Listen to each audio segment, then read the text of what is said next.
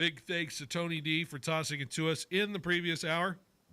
Tony D's show, Sportsline Bulldog Hour, bringing it to you here 2 to 3 p.m. on the weekdays as usual.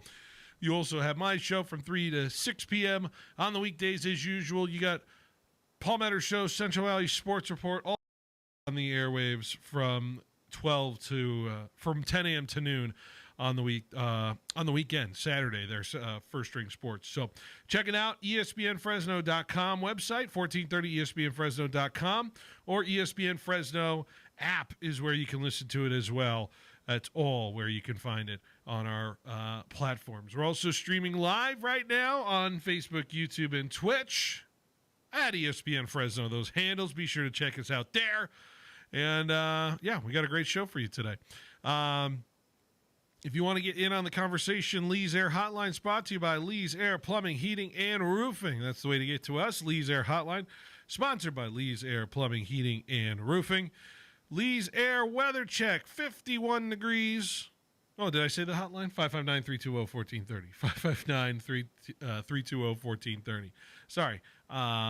Lee's Air Weather Check sitting at 51 degrees here.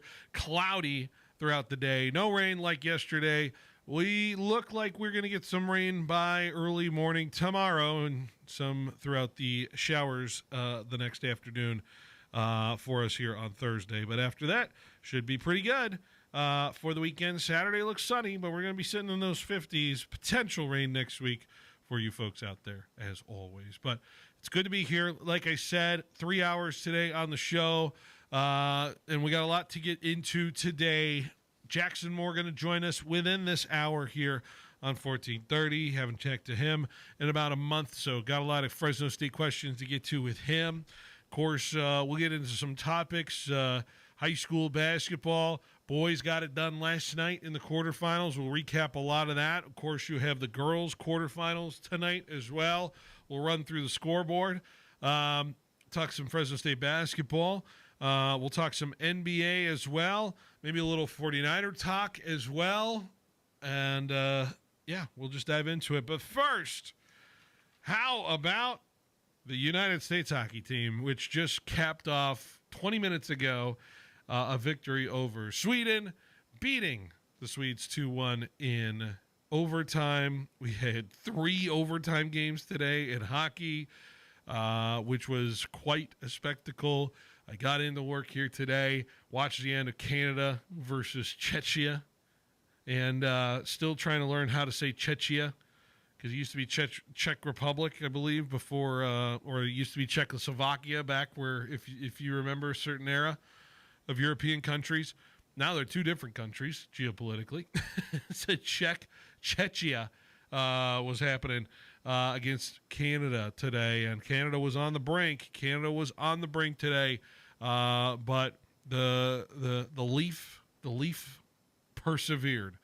Then you had Finland persevering over Switzerland in overtime, but then the capper of all capper, United States, who struggled to score in any capacity today, just had the 1 goal, Dylan Larkin, making it happen. But then Quinn Hughes, more like Win Hughes, am I right? Getting the victory, making it happen, 2-1. And USA moves on. They're going to take on Slovakia in a semifinal. And the hype is real, folks. The hype is real. Both teams got tested. Top seeds got tested today. And now they play in Friday's semifinals, which we cannot wait for. Bring in my producer, Jorge. How are you doing, Jorge, on this Wednesday, hump day afternoon? Hope you're doing well. Yeah, it's a Wednesday. Definitely a Wednesday. I'm doing well. Overall, it's a regular day, I guess. Regular day, yeah. Yeah. Well, it's good to have you in here, man. It's good to have you talking sports for the next 3 hours. And, I'm hyped. I'm juiced up. You heard me celebrating our Winter Olympic win. I feel like I'm the only one that was locked in on it today. Well, Am I the only one with U.S. pride in this office? Is that what? oh, maybe you're just the only one not doing this work. But you know what? It could happen. Am I, yeah, is that what it is? I'm the only one. I'm doing show prep, man. I got to talk about it, bro. Right.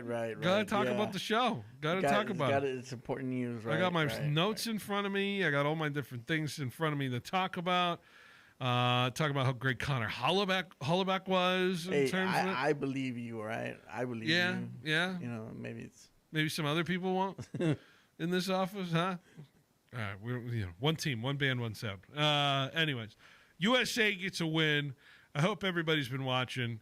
And my goodness, they were teetering on the edge of disaster if they didn't get this one done in terms of it, right? Because that is the difference in this sport: is one goal from glory or one goal from absolute humiliation, and talked about for years. And we both saw Canada kind of hit that edge. USA hit that edge today. And, it's the Olympics, man. The weight of the Olympics is certainly being felt right now with how things are going. But what a game. What a fascinating, interesting, weird, strange game that the U.S. men's hockey team was playing. Certainly, you felt like they should have exploited the tired legs that the Swedes were playing with, because you saw, Jorge, you remember, the Swedes were playing yesterday. So back-to-back days, feels like you can exploit that and see how long you can go, how much faster or further you can go in extending your lines and playing a certain depth that you have because of how things are going for you. But the Swedes, man, they just stuck around. They stayed on like glue and kept defending and kept rolling in it, had their chances, and of course scored with about 1:30 to go in the game. And at that point, I was thinking the worst. I was thinking the worst for the United States. But it is absolutely phenomenal that the United States continues to move on. Of course, congrats to the ratings people out there who get to watch, who are happy that the ratings continue for the Olympic hockey. Because if the USA crashed out, then I don't know who's watching. Epic day of hockey for sure. And I am excited about what's being set up on Friday in terms of it. So what a day. What a day.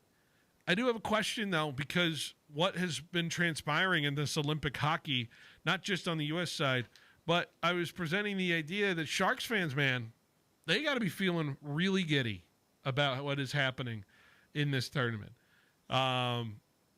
You look at what Macklin Celebrini has been doing, which is he's been anointed as obviously the next great one now in terms of who he is going to be as a player. And he continues to just turn heads and make plays and set standards that feel like should not be set for a 19-year-old kid out there. And right now he scored 5 goals, most out of anybody in this tournament right now, in a game especially where Sidney Crosby goes down for Canada, and he takes over. And this team is willing its way back into a victory. Canada moves on. And if I'm a Sharks fan sitting here, and we're Shark Station, of course, you're a Sharks fan out there, man, there is nothing better than watching your budding superstar shine on the big stage like this. I'm trying to think of like who really had this opportunity, maybe a little bit before they should have, and who has grabbed that opportunity the most in terms of what they're taking advantage of. I can't think of many guys like that. I cannot think of many guys like what Macklin Celebrini is doing in the Olympic stage. And the sky is obviously the limit to it. And Jorge, I am having a hard time. Like, this is like Lamine Yamal like territory I'm thinking of what Macklin Celebrini is doing for this this Canadian hockey team, right? Because we're talking 19-year-old kid leading goal scorer in an international tournament with the best. Like, and you know how good Lamine Yamal is, or who else emerged early. Usually you see this in soccer. That's kind of about it. They let the other guys wait. I think we have a better example in Mbappé when he was 18 and he won the World Cup. Yeah. And 20. Mbappe, yeah. Yeah, Mbappé. Yeah. I think that would be a more perfect, more better example. But yeah, definitely one of those things that are just it's happening. I say And you're Lamine Yamal, by the seeing it. way, and I said it because of the Euros. I mistook it for Euros. It's not against the World Cup, but Yeah, you assume he's going to the emerge in stage this. is different, but it's kind of the same, you Yeah, know. yeah, But at the same time, the way that they're doing it is impressive, and they're solidifying their superstarness, stardom. yeah. I can't think of many guys who have had that. Even going back, I know like Jorge, like even the young guys, or even the old guard soccer guys now, like back it was like Messi or Ronaldo or any of those guys, like not even emerging at that level, right? They didn't emerge at that well. We're talking like At 20. club level, probably Messi.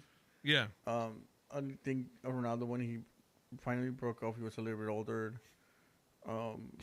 Yeah, they were all club level. I think the only one that I could think of is that I can remember is yeah, Ronaldo, the phenomenal, the Brazilian Ronaldo, right, because he was 19 when he went to his first World Cup. right. So It's fascinating. It's fascinating to see the progression in this tournament. And if I'm a Sharks fan, I'm as giddy as ever. The only worry you do have is that can the kids survive this tournament, right? Because you're seeing some guys get hurt in this tournament, like Sidney Crosby going down today. Which, by the way, I thought about it immediately. I'm like, great, we're never going to have NHLers back in the Olympics again, right? They're never going to let those guys play in the Olympics ever again.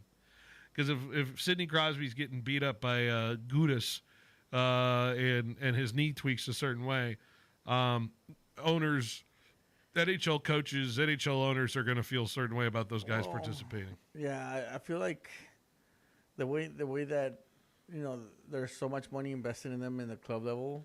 Right. There's not a lot of incentives for them to go win something for the country, Yeah. But the guys are gonna keep wanting to go, so They do want to go. I'm telling you, the hockey player, like, it's going to be fascinating to see culturally how this all kind of emerges in all four major sports, because we're eventually going to get all four major sports playing in some sort of world-type international event, right, Jorge? We already have hockey with the Olympics. We have the United States basketball team, and the men's basketball team seems to matter a lot for the NBA players, right, when it comes to the summer games.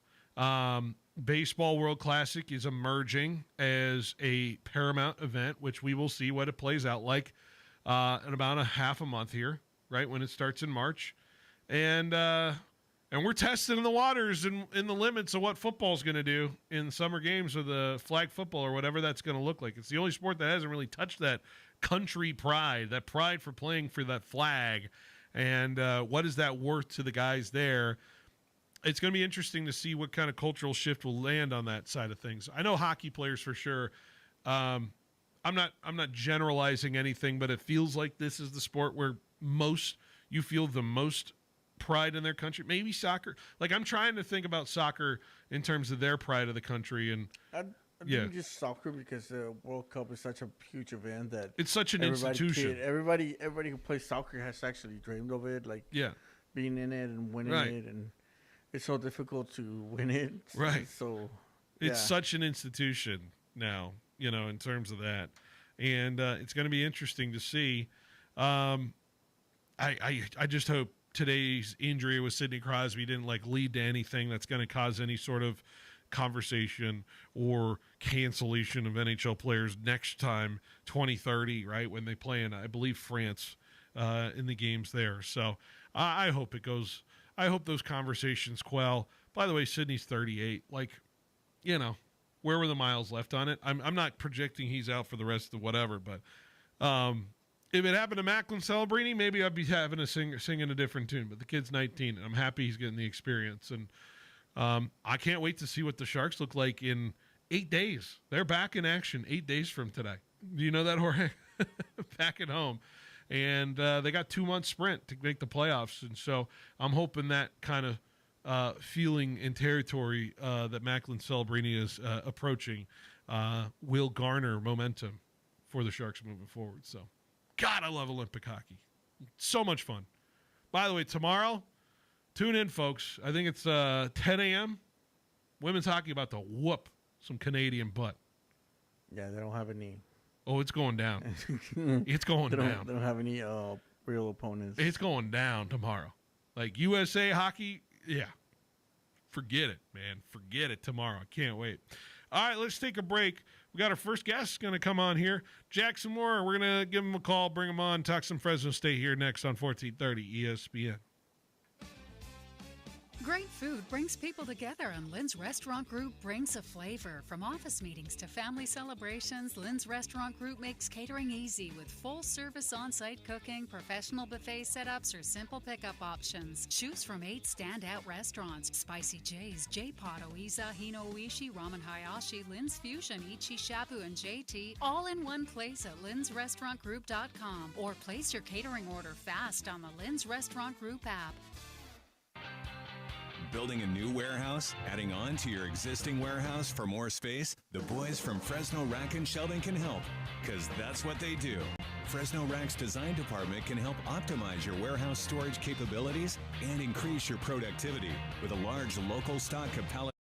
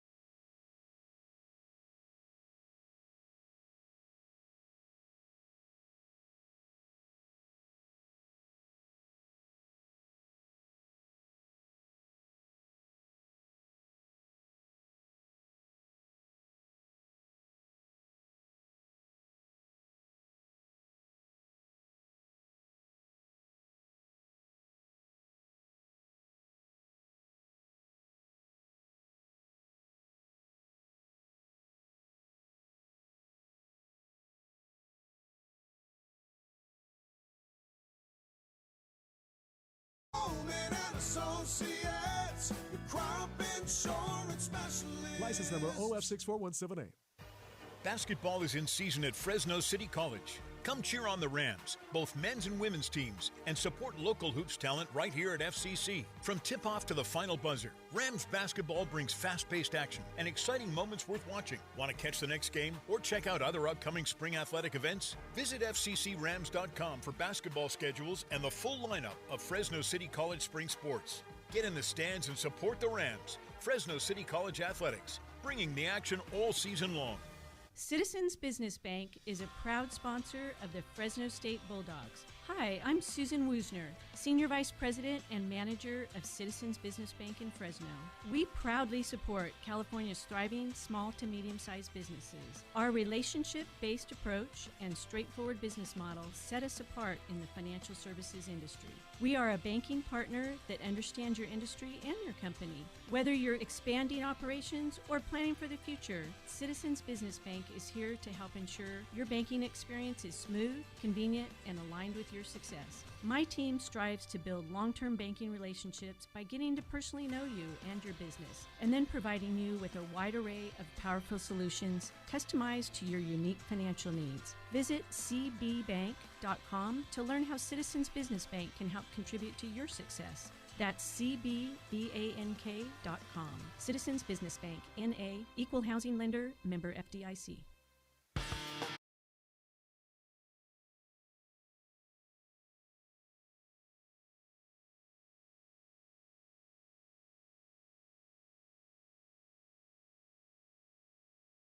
The bench here on 1430 ESPN Fresno, the Valley's local sports leader here on this Wednesday afternoon. And now we are joined on the Lee's Air hotline by man who's out there on Barkboard. Of course, we have him regularly. Jackson Moore on the phone line now. Jackson, how are we doing on this Wednesday afternoon?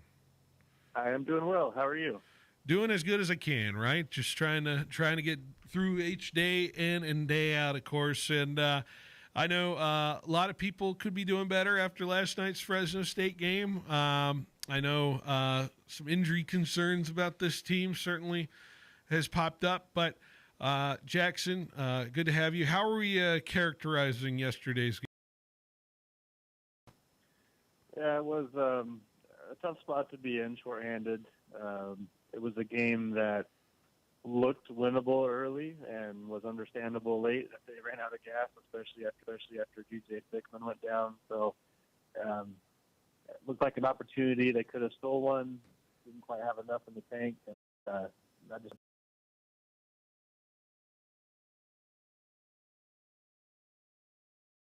do right in terms of what do right in terms of what they face. Do right in terms of what they face. How you know it's has it been kind of worst case scenario with the injuries this last 10 days or so? Yeah, it certainly hurt. I think if they could get Jake back on the court, they could probably stabilize a little bit the rest of the way. You know, they dealt with missing David Douglas for a while this year, and they went some time without Stickman. They'll have to go without both of them, of course, the rest of the way if Stickman's injury is as bad as it looked. But missing Jake on top of that is a real tough one. I think the part about Douglas missing is that the team did look probably its best in that stretch where he was on the court and getting into a rhythm, and he was more of a three-point threat. You take him out of the equation, and Jake on top of that, there's not very many three-point threats on this team after that. And even those guys maybe haven't been shooting as well as they have historically in their careers. So the trouble becomes if you can't shoot the three-point ball very well, which we saw last year. A lot of defenses can sag in, and it's tough to dribble drive against it, and you don't have very many reliable shooters when you kick it out. I know Coach Wahlberg's been talking about going two bigs, and I think Gasper Kosovar had some good minutes at Wyoming. I think there's probably more they can get out of him, as well as Jack Manny. I think that's one way to counter some of the issues they're having in the backcourt right now. But in order to beat some of the teams that are coming up on the schedule, you got to have Jake Heidbreder out there to have much of a shot. Yeah, and it doesn't get easy on Saturday, of course, taking on New Mexico, which I think we were kind of eyeing as a real, it's obviously the biggest, toughest test I think the Bulldogs have left on the schedule, of course, with, who they face potentially in the tournament and where they're going to be sitting in terms of it. Obviously you want Heidbreder for that game, but coach has got to think about the long-term side of things as well. But, when it looks at guys who are going to have to replace that production of a Douglas and of a Stickman, of course, it's on both ends of the courts. Bastian Rebe's a guy who's getting a lot more minutes now, and where he's looking at, he seems to be an antagonizer kind of guy, which I like, but where he's kind of fitting in, Cameron Foss he shot the three well last night for the Dogs, but where do you see the stepping up part of this roster needs to be? Is it the couple guys I mentioned there? Yeah, Bastian has been a big difference maker, I'd say, the last couple of weeks, the way that he's been able to apply himself defensively and be more of a threat on the offensive side of the ball. I think if you've got him and Zayon, you can get 40 minutes between those two and take care of some of the minutes that Stickman would have been out there. It sounds like rather than putting another guard or three-point shooter in Douglas' spot, they'll probably go a little bit taller. And that's where I think we've seen that times Jack Manny's had some big games. Sometimes he hasn't played at all. Mm-hmm. Just about the same goes for Coach Ever. And we saw even Gasper, he hit a three against Wyoming, which is not something that he's done a lot of this season. So I do like using those two players. I think the ideal thing would be if you could pick Cameron Foss out there and let him take over for Douglas. But he's been a little bit hot and cold. I think you got to kind of read the temperature of the game.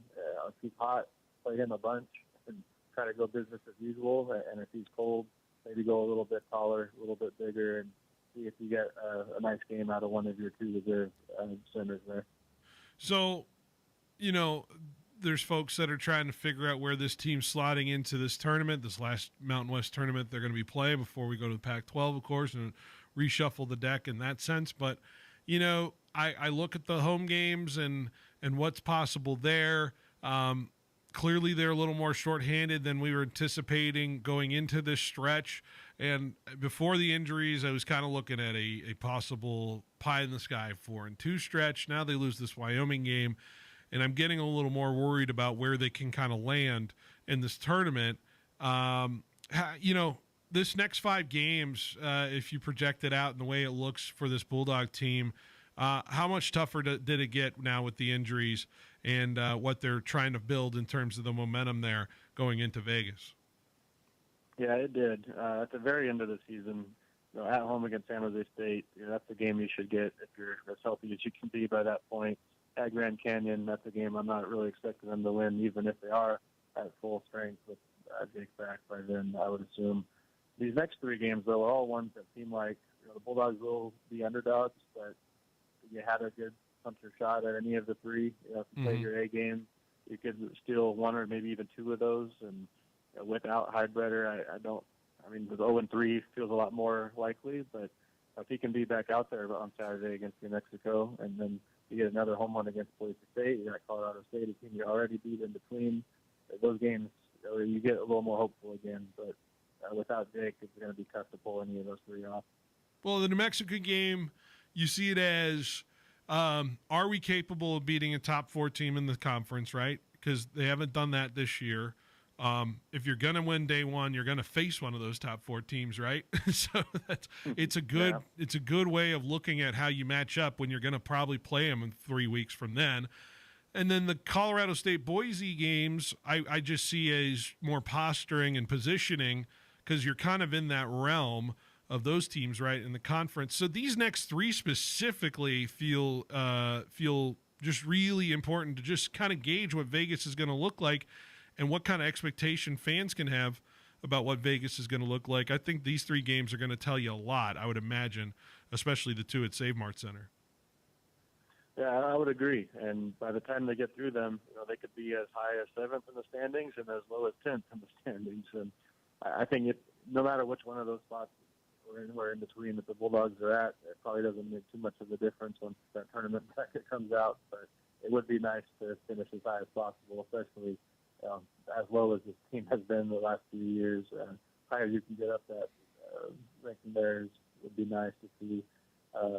It does feel like at Colorado State it's going to be a tough one. Boise State hotter than they were earlier in the year. Mm-hmm. You know, it's been so hot and cold. You just know if they come to the St. Martin Center and play their A game, it's going to be a tough one. But I just say try to get as healthy as you can, and hope that one of these 3 games just kind of lines up for the Bulldogs and they can at least fend off Wyoming in those conference standings.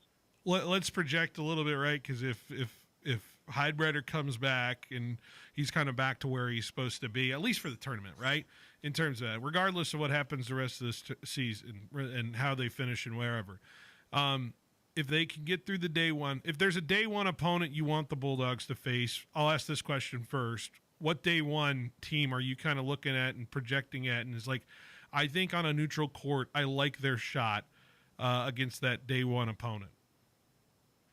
Well, you know, right now it would be Colorado State, and that feels about right. You know, that feels like a pretty even 8-9 type game, I believe is what it's right now. And if the Rams get the better of the Bulldogs on their home court, it would be a split. Mm-hmm. And you see what happens on the neutral side of things. So I think you kind of go into the tournament feeling at least you got a 50-50 shot to get out of the first round.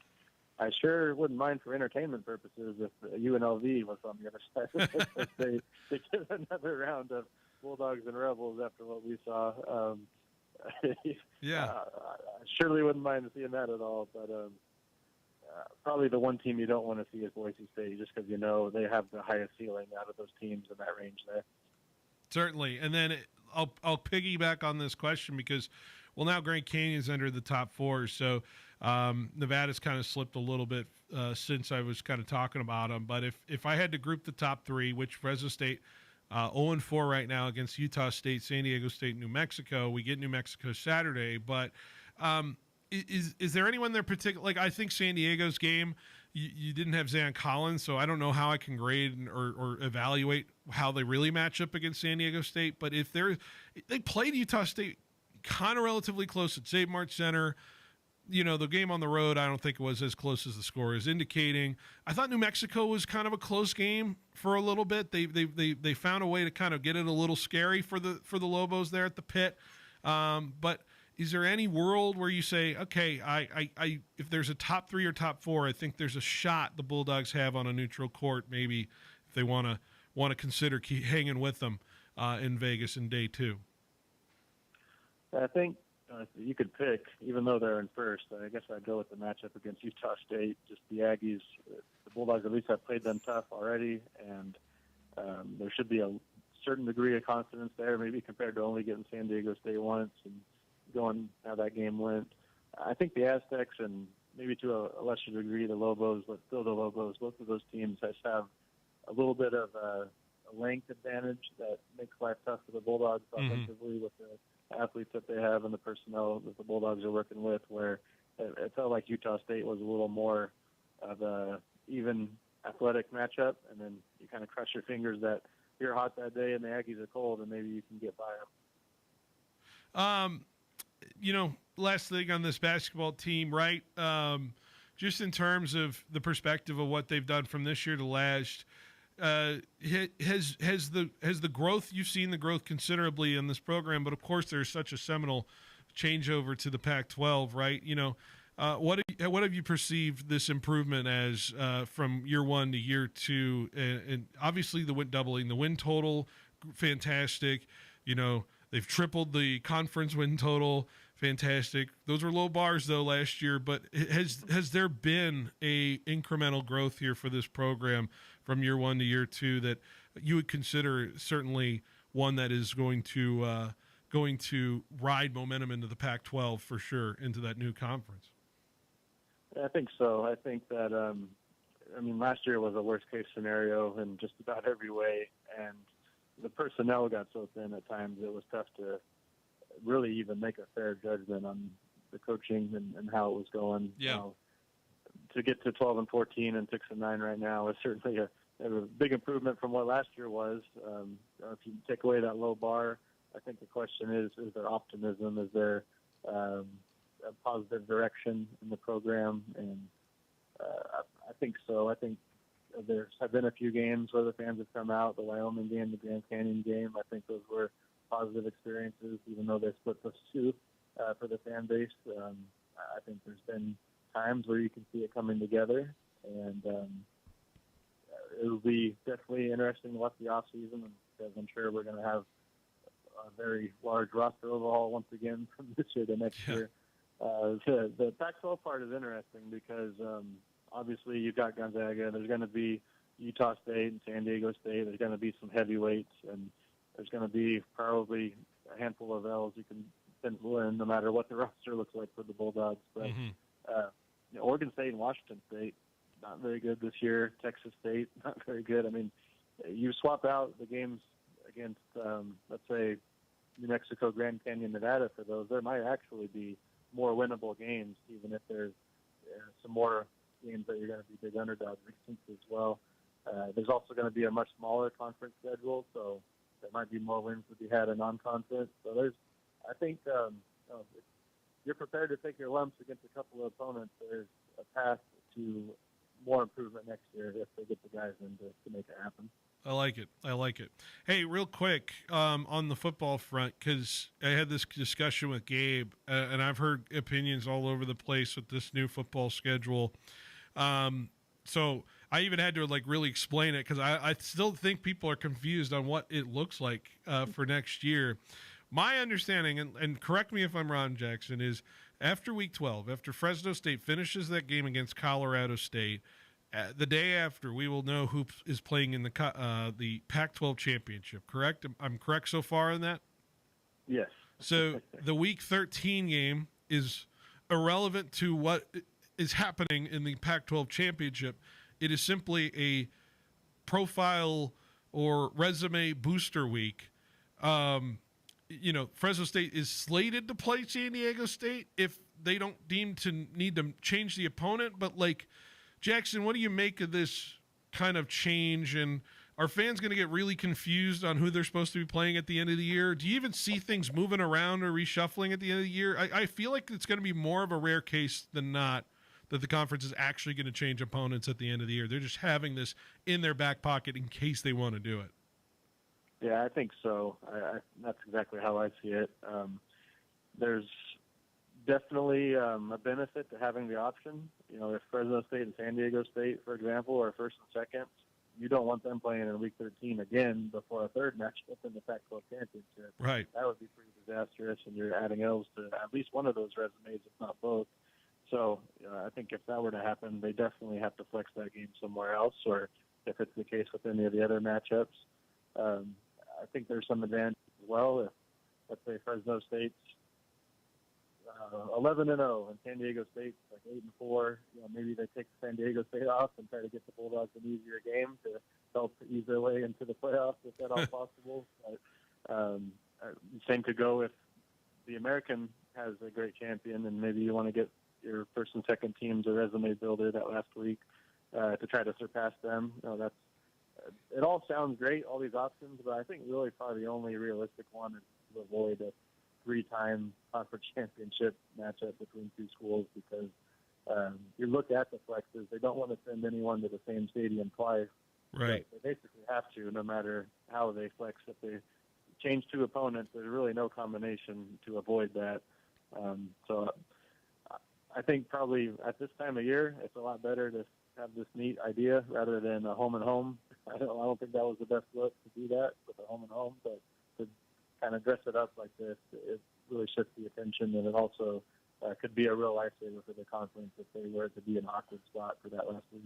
But essentially, they couldn't fully commit to, like, the crazy little Reddit theory I saw out there about a playoff in some sense. They couldn't really commit to that. I'm assuming 80s put their foot down a little bit and said, I need to guarantee a home game. I need to guarantee a 6 home game. And you were telling me that was kind of the hurdle.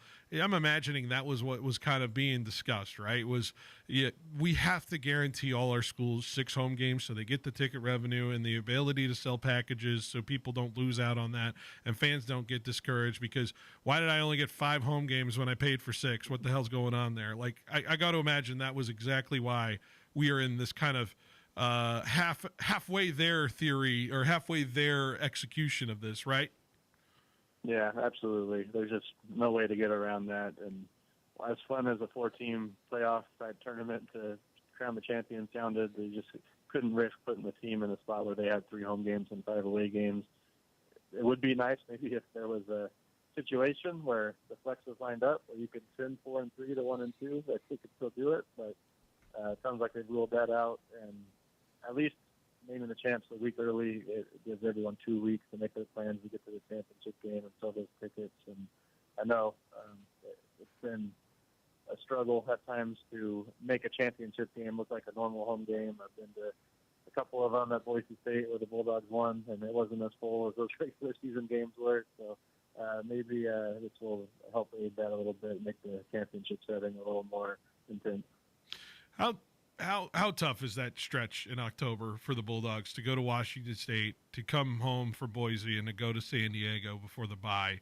That screams like such a gauntlet for the Bulldogs. And unfortunately, the lull of last year's football team was in that stretch of the calendar. So I got to imagine the concern level for that is a little bit higher. But that's probably the toughest break the Bulldogs got in that schedule. You would bet, right?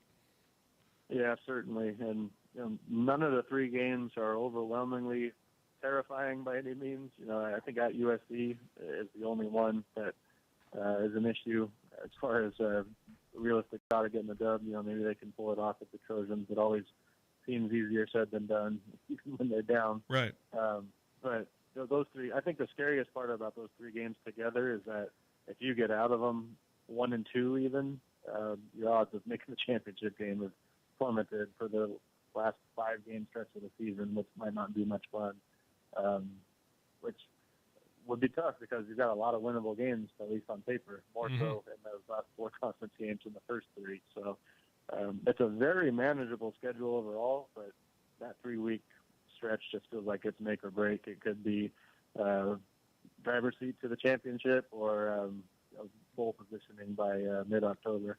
Well, this is the thing about the smaller conference. There's nowhere to hide. There's nowhere to be. You cannot rely on a 4-team tiebreaker like the Mountain West was this past year, right, Jackson? We're gonna know. We're gonna know who the best teams are, and it's all gonna be based off head-to-head, and however it's gonna turn out to be. This is what they wanted, right? This is what they wanted going in. At least it's cleaner, right? We don't have these arguments. Like if Fresno State was tied at the Mountain West lead last year, we wouldn't be sitting there arguing that we should have been in the game instead of UNLV and Boise. Like I say, New Mexico, I felt New Mexico should have been the Mountain West champ. That's simply where I sat last year in terms of it. But they sat home and watched that Mountain West championship, unfortunately. Yeah, with the conference championship being announced a week early, some teams get 3 home games, some teams get 4. There's still a little bit of a disparity, but at least you're all playing the same teams. It's a true round robin.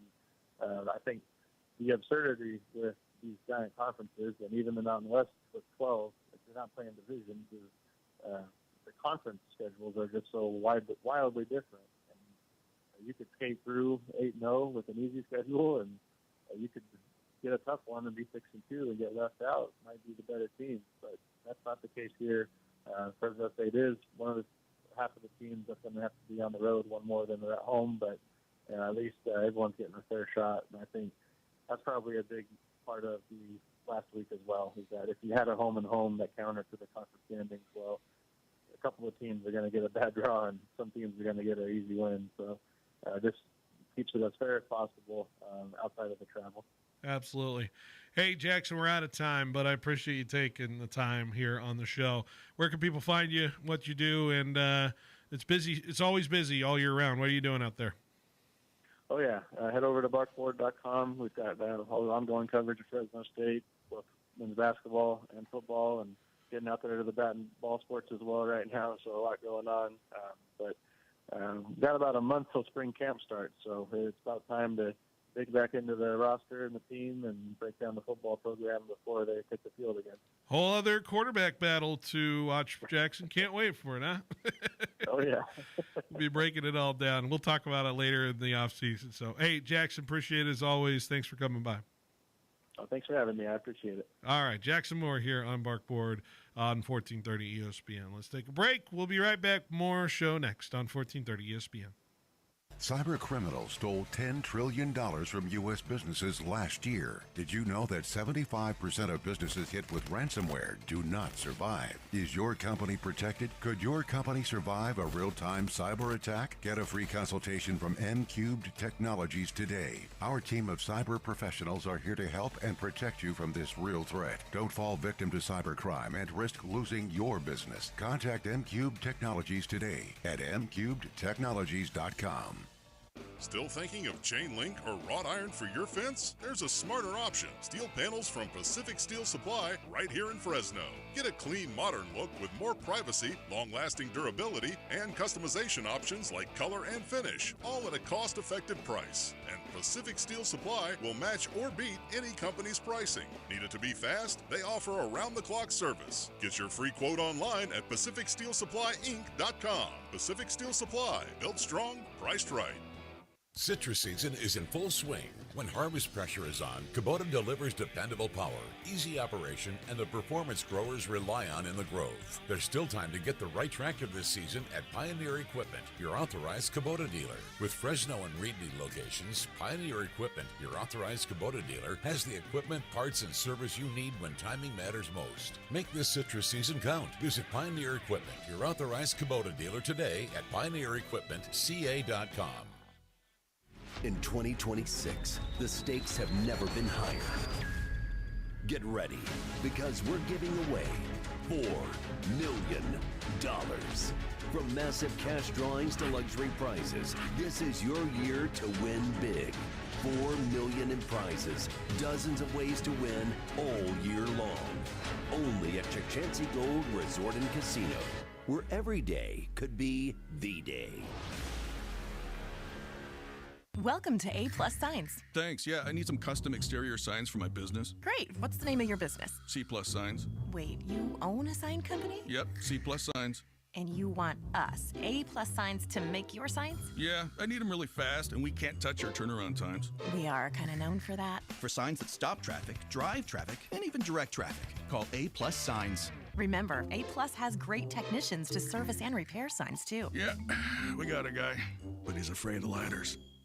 Hey seniors, planning your next step after graduation? The Foundation at FCOE is offering scholarships for Fresno County high school seniors heading to college or vocational education. Whether you're working towards earning a degree or learning a trade, these scholarships can help you get started. You've worked hard, now let us help you move forward. Applications open February 2nd. Learn more and apply at fcoefoundation.org. The Foundation at FCOE, empowering students, supporting educators, and strengthening communities. 'Twas the holiday season at Total Wine & More. So many friends that you need to shop for. Gifts on their shelves are so easy to find. Just what you love for your loved ones in mind. Your father likes bourbon Cabernet for your sis. Champagne for a co-worker? Never a miss. All perfectly priced, as low as can be. Shop Total Wine for them and for me. Love what you find. Always lowest prices at Total Wine & More. Delivery available. Drink responsibly. B21. Sound familiar? At Mattress Firm, we understand there are many problems that can keep you up at night, like snoring, aches and pains, or sleeping hot. Our sleep experts have the unrivaled know-how to match you with a mattress that can help. And now at Mattress Firm, save up to $700, plus get a free adjustable base with select Sealy Posturepedic mattresses. For the great sleep you deserve, visit Mattress Firm. We make sleep easy. Restrictions apply. See store or website for details.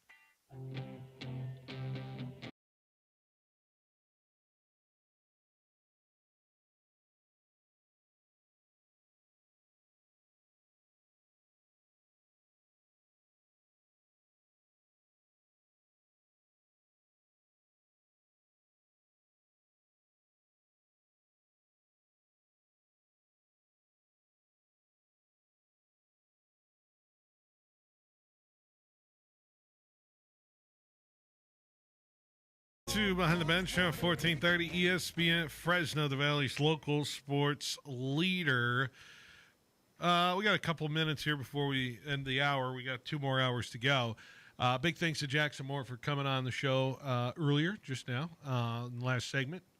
Barkboard, they do great stuff over there. Jorge, did you see the madness surrounding UCLA basketball last night with their head coach, Mick Cronin? Yeah, I saw him get mad at the stupidest question ever. I got the sound if we want to play it. Oh, go ahead. Yeah, by all means. Want to play the sound? Here we go. Section chanting Booker's name. I could give a rat's ass about the other team's student section. I just meant the overall the way that you. I would like to give you a kudos for the worst question I've ever been asked. Did you like? You should take it. The preparation of the. Do you really think I care about the other? No, I don't. I don't think you care about the other. Are you raising your voice at me? No, I'm just. Yeah, you are. Yeah, you are. Come on, dude. No reason. Come on. Yes, you are. Everybody's standing here listening to you. Everybody. This is on camera. They can hear you. I answered the question. I could give a rat's ass about the other team's student section. I coach UCLA. I don't care about Michigan State students. I mean, who cares? And that okay. So lot to break down there in the sound, right? So he takes a section to the question that he could care less about, but yet he seems to go back to the reporter. If we heard the sound right, he talks about how he has to say it's the dumbest question he's ever heard, stupidest question he's ever heard in his entire life. Congratulations, kudos on that. Reporter says, "I'll take it," and then he could move on. He could simply move on. But then he has to go back to the reporter because the reporter supposedly had a snippy remark to it, right? Whatever. And continues to escalate the situation. And I thought, okay, all right, this is a fine interaction. Up until he does the whole thing that really irritates me, because if somebody did this to me, man, it's going down. Because he says, "Are you raising your voice at me?" Yes, you are. Before the guy can even answer, you are raising. Yeah, the gaslight. I'm like, sir, I can raise my voice. You want to hear me raise my voice? I'll raise my damn voice for you. And yeah, the cameras are watching, Mick Cronin, because man, you showed your ass. Yeah, when you're fighting or battling against or journalists about your team, you're not doing right well with your team. Right. You're not doing that well, and it might show that you're about to maybe be out of a job. Yeah. 17-9 at UCLA right now, and you just lost by 22 to Michigan State. The way they play against Michigan, I saw that game against Michigan. It was horrible. It was not. Right. We had it here on 790 or 1430 actually. Yeah, and it was bad. And you pull a player and you try to be like, I'm trying to teach a lesson because my players are, fouling hard at the end of a game when the game is totally out of hand, and you want to make an example of it. The dude was on a power trip like no other last night in terms of it, and taking it out on a reporter who, frankly, was such a benign question. The question was framed, by the way, to be like, hey, one of your former guys who used to play at Michigan State, the students were appreciative of him. Did you hear? What did you think of them being, and yeah, I guess you don't really need to ask that question because the dude's pissed off because he lost by 23, right? But he escalated it by going back to the guy and having to proclaim he's the stupidest question ever asked in terms of it. And then the guy's like, all right, whatever. And he treated it like you talking back to a parent, right? He's the parent and he treated him like a son. I'm like, these are men talking to each other, right? You just don't disrespect guys like that. And that just flew me off a little bit about Mick Cronin last night. I was like, I mean, he didn't really raise his voice. He was just, He's like, whatever. It wasn't that bad. And the guy's like, you're raising your voice. You're raising your voice. You're raising my voice. Like you gaslighting him right in front of everybody. Sir, trust me, you'll know when I'll raise my voice. So Mick Cronin, yeah, the cameras were watching and everybody was watching. And yeah, we know. We know what goes on there in your head, huh? What a joke. All right, let's take a break. We got an hour here. 2 hours left here on this show. We're just getting rolling here. 1430 ESPN Fresno, the Valley's local sports leader. Are you an athlete ready to level up your performance the raw way? Introducing the Raw Athlete Program from Raw Farm. High schoolers, college athletes, gym warriors, and pros, Raw Farm wants you to see why professional athletes and nutritionists are fueling up with Raw Farm raw whole milk to hit their team goals and personal gains. Raw Farm is the best 100% A2 cream top from seasonally grass-grazed cows, non-GMO, certified humane, 100% made in America, and crafted for serious gains. Visit rawfarmsusa.com to learn more and find it at your local Sprouts location through the nation. Horn Barbecue is now open in Fresno's Granite Park. A true Bay Area legend, Fresno's first Michelin Award-winning pitmaster, Matt Horn, brings his slow-smoked brisket, ribs, and killer barbecue. Say hello to greatness at Horn Barbecue, where real smoke meets real flavor. It's West Coast barbecue at its finest. Whether you're feeding the family or firing up game day, Horn Barbecue has plates piled high and plenty to share. Horn Barbecue, now open in Fresno's Granite Park, on Cedar between Ashland and Dakota. Check out the menu today at hornbarbecue.com. Fresno State Baseball and their hard-hitting Diamond Dogs will be lighting up Pete Biden Field at Bob Bennett Stadium all season long. Right next door will be your Fresno State softball team at Margie Wright Diamond. The Bulldogs want your community support, and we all know Bulldog baseball and softball isn't the same without the Red Wave. Come out and support your Diamond Dogs as baseball and softball compete for another Mountain West championship. And remember, go Dogs. Introducing The Sidebar, a brand new open-air beer garden at Me and Ed's Coney Island Grill in River Park. Experience a new way to catch a game, hang with friends, and enjoy new appetizers, char-grilled burgers, salads, wings with over 10 house-made sauces, and of course, world-famous Me and Ed's pizza. Thirsty? Try our self-poured taps with over a dozen craft beers, wines, ciders, and craft seltzers. Plus a full bar with an impressive selection of tequilas, whiskeys, and craft cocktails. The Sidebar at Me and Ed's Coney Island Grill, now open in River Park. At Donald P. Dick, we aren't just HVAC specialists. We are a certified Lennox dealer. That means we offer the most energy-efficient products on the market, with savings you can see and perfect air you can feel. Your comfort is our passion, and we're with you every breath of the way. Enjoy great comfort and lower energy cost. Call Mr. Cool today and save on Lennox with special incentives and rebates from Donald P. Dick Heating and Air, 255-1644.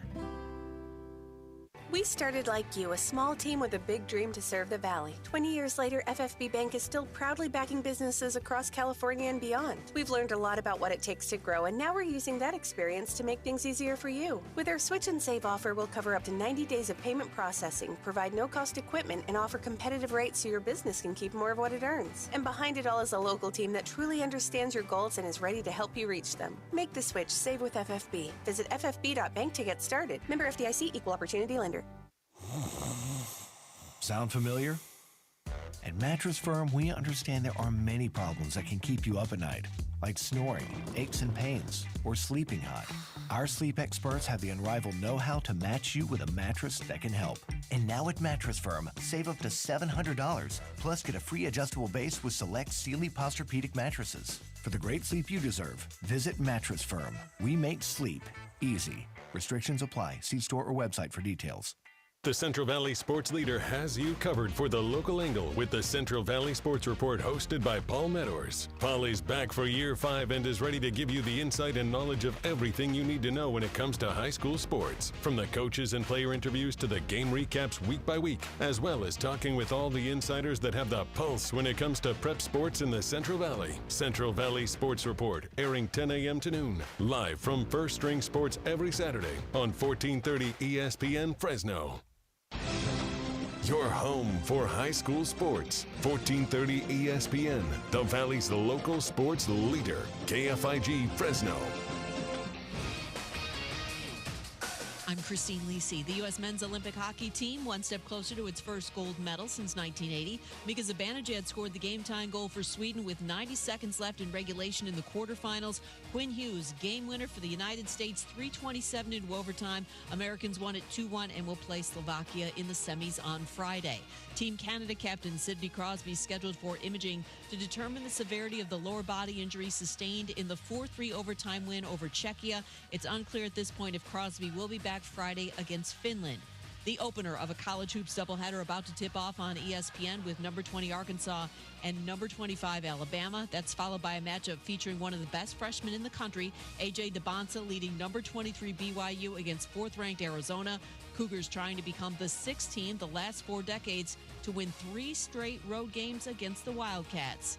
ESPN college basketball analyst Tom Crean. When BYU played Arizona a few weeks ago, they took some shots at the rim. It was like a coast-to-coast breakout for Arizona. Seth knows that break is ridiculously good, no matter how they do it at Arizona. The shots at the rim that are challenged tonight are going to be live ball turnovers, and you cannot do that. Get into the flow, make each other better. Mihajlo Boskovic to get more minutes inside of this game with Richie Saunders out. They're good enough to win, but they... Texas Tech star JT Toppin, the nation's 9th leading scorer and projected first-round pick in the upcoming NBA draft, out the rest of the college hoops season with a torn ACL. NBA 76ers big man Joel Embiid out tomorrow against the Hawks with soreness in his right shin. Hey, it's Michelle Smallman, and coming up Thursday, I'll tell you why this is a huge weekend in the NBA for one team who fancies themselves a title contender. It's Unsportsmanlike, weekday mornings beginning at 6 a.m. Eastern, right here on ESPN Radio, ESPN2, and ESPNU.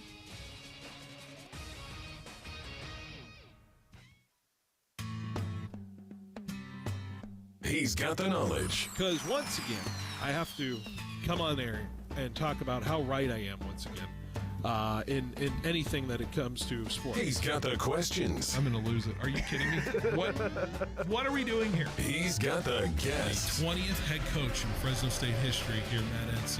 Is it hard to believe sometimes still the 20th head coach here in program history? It's all moved really quickly here over the course of the last 5-6 weeks. But super excited to be here. Phil Bonatti is the voice for the Central Valley sports leader. Behind the Bench starts now. Brought to you by Helena Agri. That's right. Behind the Bench here on 1430 ESPN Fresno, the Valley's local sports leader. February 18th, hour number 2 here at 4 o'clock, taking all the way up to 6 o'clock before we have the FPU Sunbird Sports Show. 6 o'clock to 7 o'clock. Paul Meadors will be by here later today for that. And, yeah, it's going to be good. Volleyball, I believe. Volleyball is on the topic for today in terms of it. We are here. We are talking, and it's. We talked about it last night on the basketball broadcast. Paul Betters and I, of course, we were at Kingsburg and Fresno Christian. If you did not catch it, what a game, by the way, last night, Jorge. Did you were there producing and yeah, I caught it. Fresno Christian, man, leading the whole way, all the way until about 2 minutes left, and Kingsburg just chipping away. That 3-pointer by Peyton Swinney to take the lead. Boy, the Kingsburg crowd is behind us. You could hear them. Phenomenal shot. I'm going to remember that game for a long time because, I mean, when you trail for most of that game and then you take the lead at the end, that is just something remarkable. It takes a lot of guts to come back in a game like that, especially on the road in a postseason do-or-die game. Maybe one of my favorite games this year called. It was very exciting last night. Yeah, I mean, they trailed, but I feel like they were never out of it. They were never, too far away that they couldn't catch up. Yeah. And then at the end of the game, you just noticed that, whoever was gonna have, I want to say the most heart, but whoever's gonna push the most was gonna win it, and it ended up being Kingsburg. Kingsburg, which was they were down, I think they were down 11 or 12. I cannot remember. That was the apex lead of the Fresno Christian side. Great win for the Kingsburg Vikings in D3. Before I move on to some of the other action last night, I did want to replay our post-game interview with head coach Philip Bergstrom last night. And so I had it queued up because he had some really good things to say about the team last night. So if you missed it, here's Philip Bergstrom post-game with myself and Paul. Philip Bergstrom joining us, head coach. Of course, We're gathering all the stats. And 22 in the second half for Swinney. All right, that feels good, eh? Coach, you're moving on. Yeah. You beat a team you lose earlier this season, too. What were the adjustments? What was different in this game tonight? I mean, I knew Leon was good going into our first game. But he completely killed us in the first game. He had 39 against us in that first game. So we knew, we had to focus on him. Huge shout-out to Alex Hanzak. Yep. He guarded him. We were throwing in some different stuff against him. But at the end of the day, I think Alex did just enough. You can never, stop someone like Leon, but he slowed him down. I think he got him tired a little bit. Yeah, I mean, that was the biggest adjustment, really, is just how are we going to guard Leon. They're a great team. Don't get me wrong. They got other guys that can really play. They move the ball so well. They pass the ball so well. It's really fun to watch them play. But at the end of the day, Leon wins games, and Alex did just enough to get enough stops against them. So you guys were chasing all game, right? You guys were down 12 in that fourth quarter after Maddock hit that shot. What are you preaching to your team at that time? They started, I don't know what they started. It was 9-1 or 10-1 or something. They started very confidently, and we did not have our bearings yet, and we weathered the storm.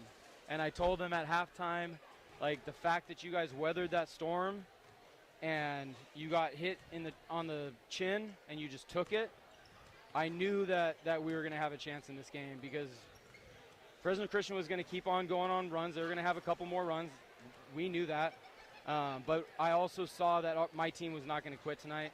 They were not going to give up. And they just fought. And if you just keep on fighting, if you're just relentless, fighting for loose balls, fighting for rebounds, you're going to give yourself an opportunity, and then guys step up, right? Peyton stepped up, and Jensen stepped up. Peyton stepped up in a big way. Of course, he leads the way with 29. And it's not just the scoring and what he put on the stat sheet. It's the moments, though, right? The go-ahead three, I believe, was the one he hit, right, that put you guys up for the first time that night. Talk about how he just steps up in those big moments for you guys and what he contributes on that side. I mean, it's not the first time this year. He is a big-time player. And honestly, it usually happens when we're down. When he starts, just off the top of my head, we were down against Lemoore, 18 points in the fourth quarter. Peyton went off. We were struggling with Emmanuel the second time in league. Peyton goes off. Jensen's in foul trouble. Peyton goes off. And it's so cool because he was hurt all last year. He didn't get to play his junior year. and to be able for him to come back healthy and just be clutch and just look like he's been out on this floor and ready for this moment is just really cool. I'm just really happy for him and proud of him. One more question for you here, Coach. Tulare Union get a chance, another rematch with those guys. Third time's a charm, right? And, tough to play at their place. Yeah. What do you guys got to do? Obviously enjoy this win, right? But you got to turn around. You got to flip it. One practice to get ready for those guys. Yeah. I mean, that's kind of the nice thing is we do know them. They're about the best transition basketball team, I think, in the section. They're definitely up there. So we're going to have to really slow them down. Yeah, I won't say too much more, but I mean, it starts with their transition game. I think that's what they're most elite at. So we got to do our best to keep their guards from being able to run.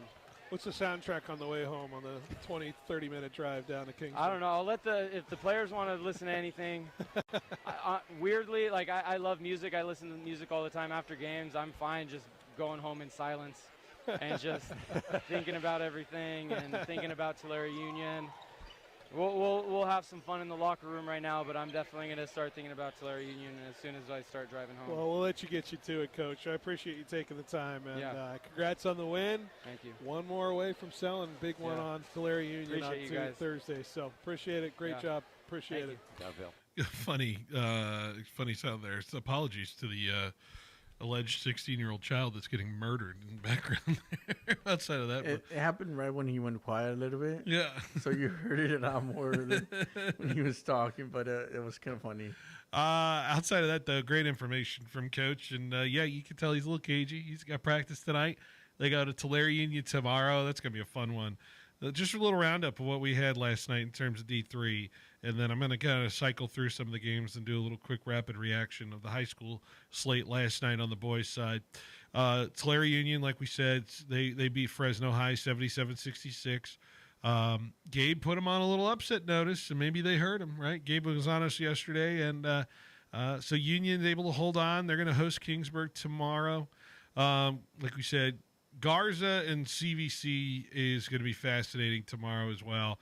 Garza beating South. That's such a good win. We were talking about it yesterday, Paul and I, of knocking off a South Bakersfield school who we saw, and they challenged Clovis West in their Clovis West tournament. So Garza ending up beating them by 7. That's a real great program win for Justin Garza. They got CVC tomorrow, like I said. CVC in overtime beating North 69-65. This tournament bracket could end up being a really good one. That championship of D3 is going to be on Saturday at 4 p.m., so we'll probably be hanging around watching some of that action. Back at D1, man. A lot of different results, of course, but it kind of went chalk like we were projecting a little bit. St. Joe's able to handle business, of course. Bakersfield Christian, though, just barely escaping over San Joaquin Memorial. Luckily, all these teams do get a second shot at playing in state, so we'll see where they slate up into. But St. Joe's, Bakersfield Christian on the coast tomorrow night at 6. Buchanan and Clovis North. So I heard or saw some stuff about Eli Gish maybe not being available tomorrow for the Clovis North squad. So a lot of McKay Emerson. We'll see what it looks like in terms of that. So maybe a little shorthanded. Bullard really struggled last night against Buchanan offensively. 31 points. Buchanan held them to. So it would look more like a football score, like I said. So it's going to be a really tall task for Clovis North to top Buchanan. But Bears, man, they've just been a machine this year. It's just really good basketball team. They deserve to have won the regular season track with the way they played outside of that loss to Clovis. But we'll see where that matchup rolls. Basketball's funny. Balls bounce certain ways, man, and it happens. D2 last night, you had a Tescadero moving on. Really impressive win off the bye, beating Sanger. You have Hoover just barely beating Arroyo Grande last night. So Hoover's got a lot on their plate tomorrow when they go to a Tescadero. I like that Patriot squad, man. They got some really good players. I really enjoyed watching them play when we called their game earlier this year. Bakersfield's got to come up to Clovis tomorrow. Clovis High beating Mission College Prep by 8. Bakersfield winning by 15. We saw this Bakersfield team against San Joaquin Memorial. They were shorthanded when we saw them play. So I think that Bakersfield-Clovis game is going to actually be really fun tomorrow night as well in D2. D4, man, there's some teams out there. McLean beating Madera, holding on to Madera that game. I thought McLean was winning by double digits, and then it just got a little sketchy towards the tail end. McLean, it got some really good young talent. This a win over McFarland tomorrow could really, really do wonders for these guys, especially Langefeld's the kid who you hear in our intros because he had the awesome shot against Central East. Basically ended up winning it. So I like this McLean squad playing this McFarland team in McLean. I think that's going to be a very good game tomorrow, McLean, if you got a shot to go to their new gym and check it out. Sanger West got Menachie. Menachie made it to Selland last year, so they got the little bit of the championship juice, per se. We saw them play Fresno Christian last year, so but this Sanger West squad is tough. They just destroyed Miramonte last night. They winning by 40 or 35 plus the last two games. So Sanger West, just great story. New program there. Exeter. Hey, I like watching Exeter play. Aiden Plyman's the name you want to get used to. This kid almost hitting 2,000 points in his career. I believe he's getting really close with a win last night over Granite Hills. He has a shot, if he can beat Coalinga tomorrow, to at least eclipse 2,000 tomorrow. Or if not, he can eclipse 2,000 at Selland Arena. Jorge, so that's going to be a massive achievement there. Exeter and Coalinga tomorrow. Santa Maria and California City play tomorrow as well. California City, they're just out there, man. But imagine them heading to Selland. You know where California City is, right, Jorge? I know I've never been there, but I know it's a pretty small place. I've driven by it. Well, actually, it's small in population, but did you know, fun fact, California City has the largest acreage of any city in California. Really? It is the most spread out per land. It has the largest plot of land of any city in California, I read. That's a weird fact. Because it's near Barstow. Yeah. And but it's just there's just a lot of plots of like of housing developments there that are just empty. Completely empty. I guess it was like something in the 50s. People are like saying this is where the future of city living is going to be. You want to live out here, in California City. And they realized it was hot and deserty, and nobody wanted to go, and nobody wanted to commute, and yeah, they wanted to just live in LA or live in Fresno or live in Bakersfield, right? So, anyways, Orosi moves on. They play Orcutt Academy tomorrow. How about a 14-seeded Firebaugh, man? Getting a win away from Selland. They got Summit Charter Collegiate Academy tomorrow. Where is Summit Charter Collegiate Academy? Porterville. All right. There you go. Girls action tonight. I'll run through it quickly. Here's the games. Clovis has Redwood tonight. Redwood beat Ragetti by 17 earlier last week. So Clovis Redwood tonight at 6. Buchanan and Central East. That's going to be at Central East. Buchanan Bears. Carruthers hosting Mission Oak tonight. You got Clovis West and St. Joe's tonight at 6 o'clock. And then D2, Bakersfield Christian hosting Bullard. Bullard beating Sanger last week. So you've got those two teams going at it. Menachie is going to host Orcutt Academy. The Menachie girls are very good. I think we saw them win a title last year. Frontier has Clovis North tonight. Clovis North's got to go down to Frontier of Bakersfield. Centennial of Bakersfield has Sierra Pacific in D2 as well. Sierra Pacific out of Hanford, as we know. D3, Emmanuel, girls, the 1 seed, coming off the bye, taking on Sierra High. That's at 6 p.m. You got Dinuba hosting Hoover girls tonight in the 4 versus 5 in D3. You've got Morro Bay and Porterville in action. You've got Shafter hosting Fresno High. Fresno High, the 7 seed, going after it against Shafter tonight. D4, you have Matilda Torres, who I'm telling you, Matilda Torres has got a really decent team up there, up in Madera. They host Justin Garza. Garza's got that really good guard, Auburn Santos. We talked to her earlier this year. She's been one of the top scorers. So actually, this Torres Garza game tonight, if you're in the Madera area, I'm telling you, that might be a really fun one to go see, this 1-versus-8 matchup between Torres and Garza. So I might bookmark that game in terms of what happens there. Mendota and Lompoc locking up in Mendota tonight. How about a little Tulare Union and Templeton? Atascadero has Garces Memorial. That's wrapping up the D4 bracket. Let's just give all the matchups tonight, shouting out every school that's in action tonight. Coalinga and Sanger West in Coalinga in D5.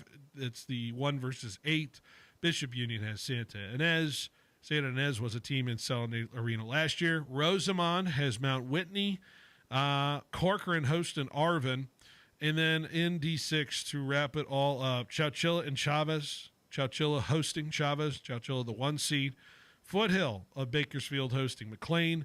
Exeter's got a Rossi tonight. The 3 seed is for the 11. And you got Summit Charter Collegiate Academy out of Porterville hosting Fowler tonight to wrap it all up in D6 girls. And the road to Selland rolls on. Quarterfinals tonight for the girls out there.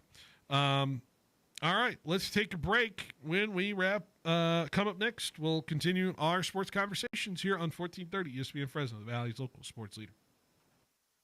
One of the most important keys to success is teamwork. Just like the Bulldogs football team, Fresno Rack has assembled a great team of their own. An industry leader in warehouse pallet racking and industrial warehouse shelving, Fresno Rack is truly your full-service one-stop shop. In-house CAD permit department, in-house installation crews, and of course Fresno Rack's sales team is second to none. Whether you're looking to just fine-tune your warehouse and make it more efficient, or you're building a new warehouse and need a turnkey from start to finish, Fresno Rack is here to help. Call, click, or visit Fresno Rack today. I swear, this furnace barely kept us warm all winter. Tell me about it. And did you see our latest gas bill? It's higher again. I'm over this. At this point, I'm ready to wear 3 jackets in the house. Well, maybe we should do what Sally did. Sally across the street? Yep. She got her furnace tuned up from Lee's Air Plumbing and Heating. Now her systems run efficiently, exactly the way it's supposed to. Seriously? Mm-hmm. And she only paid $99 for their furnace tune-up special. Okay, that's it. I'm calling them. You should. And they give you a 2-hour booking window, so you're not stuck waiting around all day. For over 45 years, Lee's Air Plumbing and Heating has proudly kept Valley homes comfortable and energy efficient. Schedule your $99 furnace tune-up today and get your system running right. Call 559-785-1212.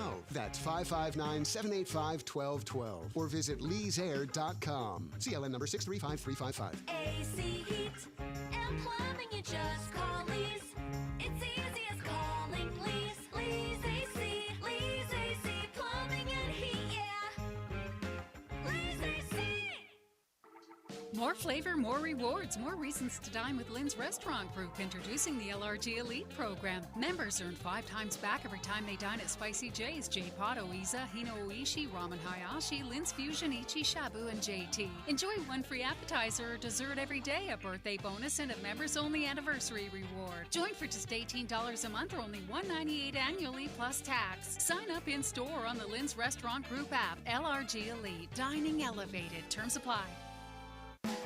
Ed Dinas, the dealer in Dinuba that does. Yes, he does. Tax season is truck season at Ed Dinas. Every GMC Sierra and Chevy Silverado is priced to move. Step up your tax season savings. Our entire truck inventory is on clearance. So get the most out of your tax return. Strong trade-in values and fast, hassle-free financing. Proud to serve the Valley. Don't wait. Check out the inventory now at eddinasautocenter.com. That's eddinasautocenter.com. Quick, where can you find a great selection of Tempur-Pedic, Stearns & Foster, Serta, and Mattress First bedding? Easy. The same place you'll find adjustable beds, sheets, pillows, mattress protectors, and more. Sleep Retreat, inside fashion furniture. It's the same place you'll find 150 recliners, custom upholstery, leather sectionals, dining furniture, and even office furniture, not including thousands of decorating ideas that you're really gonna love. Fashion Furniture on El Paso, across from River Park. There's nothing like it in all of California. From the roar of Valley Children's Stadium to the heart of the Red Wave, Fresno State football ignites the Valley, and Precision Civil Engineering is proud to help power that momentum. Named 2024's best engineering firm by the Business Journal, Precision Civil Engineering delivers top-tier planning, surveying, and design building, the backbone of the Central Valley. Proud partners of Fresno State Athletics, because when the dogs rise, the Valley rises. Go Dogs! Visit precisioneng.net today.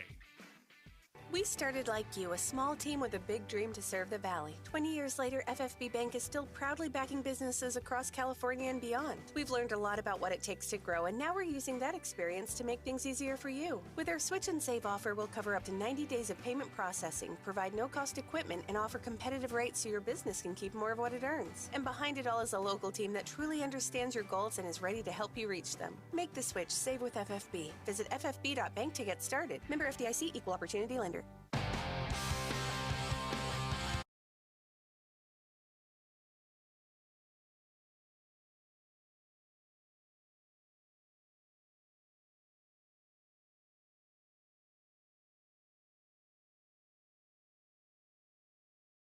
30 ESPN Fresno, the Valley's local sports leader here on this Wednesday.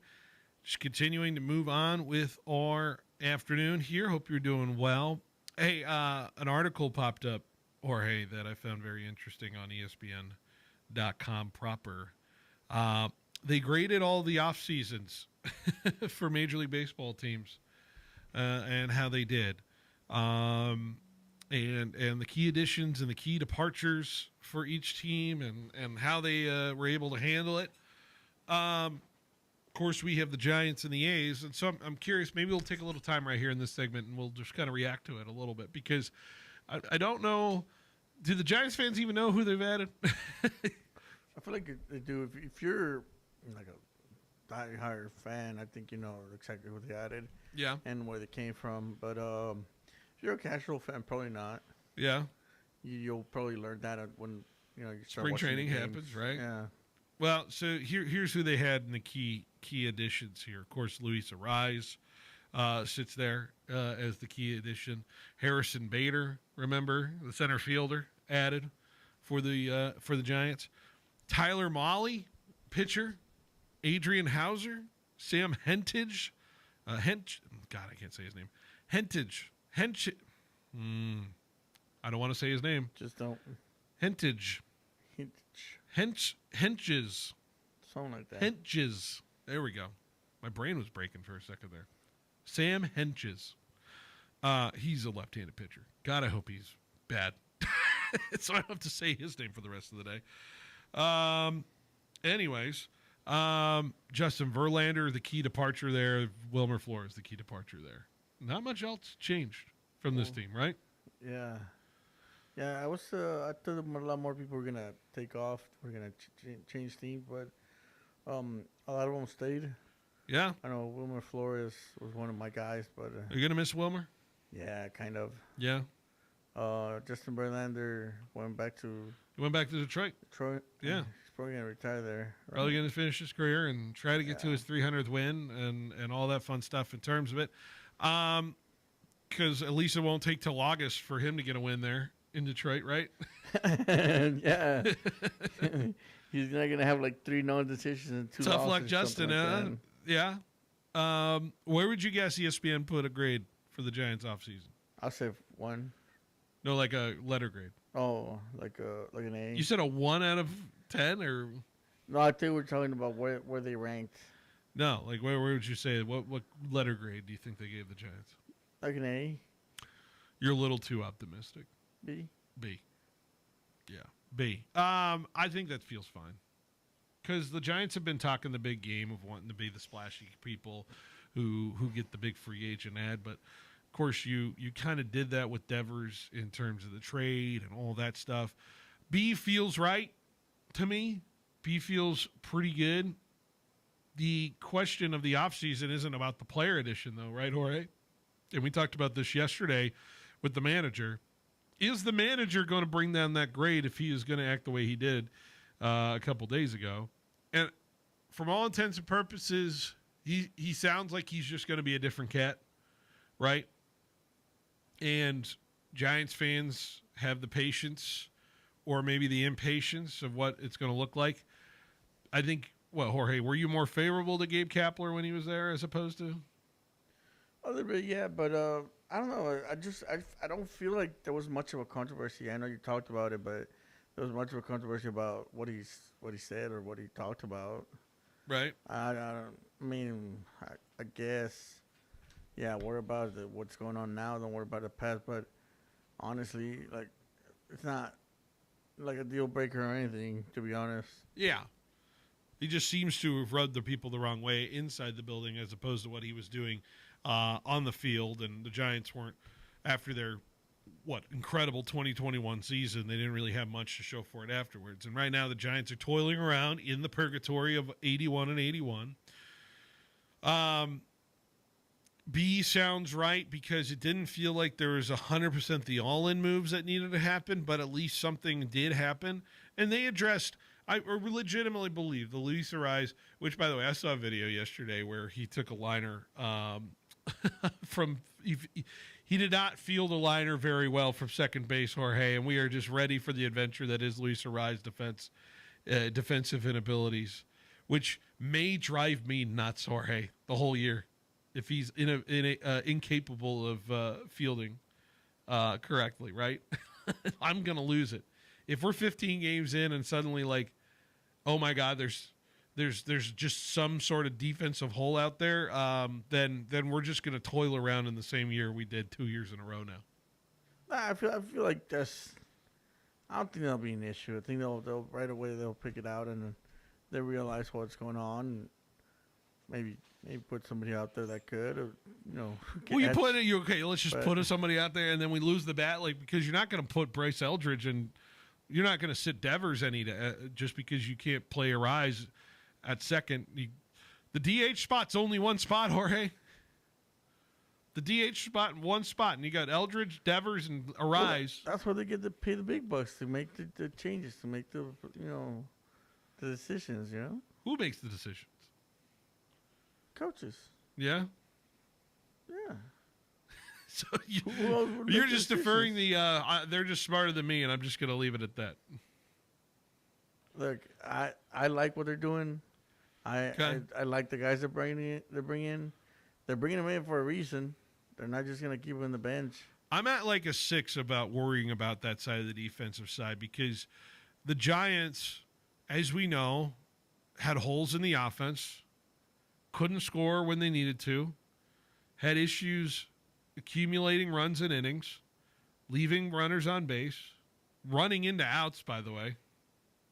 And that's going to be an issue, especially if you're a team that needs to, on the flip side, be good at getting teams out. And if your pitching is geared towards getting those kinds of outs, those ground out situations, and you're incapable of playing clean defense behind guys like Logan Webb and Robbie Ray and those guys, then I get worried real quick about the capability of you giving up runs in situations you're not supposed to when it's so hard for you yourself to score, right? So now, was there a move that is better than this that was out there in terms of it? Like, I think, was the money right if Bo Bichette was available instead of Luis Ariz? Now, Bo Bichette's a little more boom or bust, right? Because what are the Giants trying to accomplish? Get a guy who can put the ball in play. Luis Ariz can do that, And maybe that's just what you're weighing into is at least we get, at least if we're in that runner at third, one out situation, I can feel like Luis Ariz can handle that situation and put the ball in play. And I can get the guy from third because he just grounds out to second, right? So it's a give or take. It's a give or take in terms of that. I think B's the right call for the Giants in terms of it. Now, Jorge, are you well aware of what happened at the A's offseason, or do I need to remind you here real quick of what the A's did this offseason? Yeah, go ahead and remind me. Well, they lost Sean Newcomb. Yeah. And that's really their key departure, according to ESPN. Their key additions, they added Jeff McNeil. They added Aaron Savali. They added Mark Leiter Jr. and Andy Ibanez. And that's kind of the notables for the A's. Of course, the A's have Kurtz and Wilson and Soderstrom and Langoliers and Lawbutt and Denzel Clark. And they started bad last year, but they had a bad May. Yeah. They had like one of the worst Mays I've ever seen in my life. But other than that, they were okay. 41-34 in their final stretch of games there. 56 run differential. They were like if you could vote in a team to make the playoffs just for funsies, the A's are kind of that team, right? I like some of the pitching too. I think Luis Morales is kind of an interesting guy. I've watched him pitch. I think there's some other pieces out there for the A's in terms of it. But Jorge, where would you guess the A's offseason grade is according to ESPN? I would say like middle, like a C or something. They put him in a D. Ooh. They put it in a D. Those names, like, they're known, but they're not. Like, Jeff McNeil's tough because Jeff McNeil is on the fringe of, is he there as a guy who can help, or is he a guy who is going to be injured and kind of a beluga in terms of just sitting on that roster, making a little too much money and not helping this team?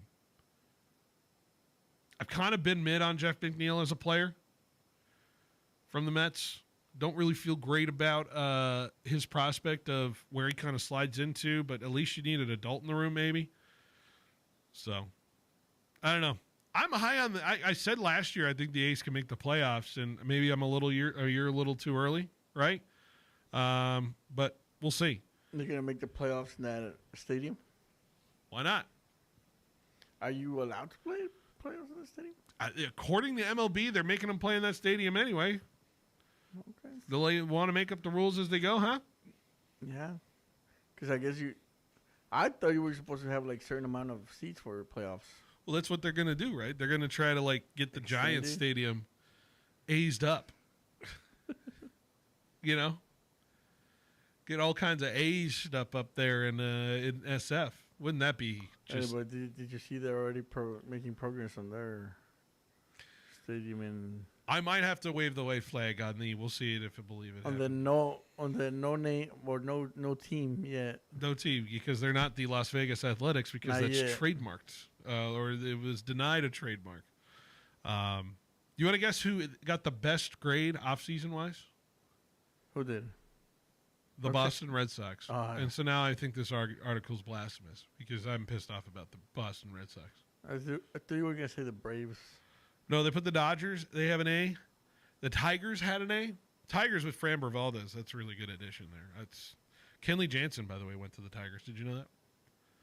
A- for the Mariners. B+ for the Mets. B+ for the Blue Jays. B+ for the Orioles. Braves had the B+. So, you want to know who had the worst grade offseason wise? According to Major League Baseball staff writers? The Minnesota Twins had an F. Josh Bell and Victor Caratini and a bunch of dudes. That's how that's going to go. Hey, Jorge, did you see those quotes from Aaron Judge about the Yankees and their offseason? Did you see those? Did you see those quotes from Aaron Judge? I don't think it did. When did they happen?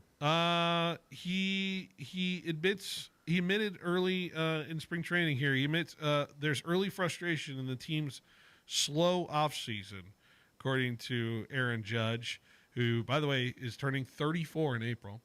34. Which is suddenly, the reality is setting in for Aaron Judge a little bit on the can he ever win a World Series situation. But Judge said, quoted, "I'm seeing other teams around the league get better. They're making trades. They're signing big prospects or big players, and we kind of were sitting there for a while, kind of making smaller moves. Early on, it was pretty tough to watch. I'm like, man, we're the New York Yankees. Let's go out there and get the right people, get the right pieces, go out there and finish this thing off." And then, of course, he acknowledges that they signed Cody Bellinger, Trent Grisham, and Paul Goldschmidt, re-signing it. But we know what that turned into last year for the Yankees, which was, humble pie 4 games against the Blue Jays. So is Aaron Judge right to be frustrated about the Yankees right now? And I feel like if you're an Aaron Judge fan here who's, wanting this guy to win a ring. I like it. You like him voicing that kind of... Yeah. Because he used to be quiet. He used to be like, the team's going the right way, or the management's doing what they have to do. But this is, him showing his frustration, and also him showing that he cares. He wants to win. He wants more out of it. I'm sounding the alarm if I'm a Yankee fan, or if I'm a Yankee person today, or if I'm a Yankee, like Aaron Judge, your dude who kind of barely says anything of interest, of note, outwardly to anything, is sounding the alarm on you that, hey, I'm a little frustrated we didn't get things done. And he says that in public. I'll translate it for you. We're the bleeping New York Yankees.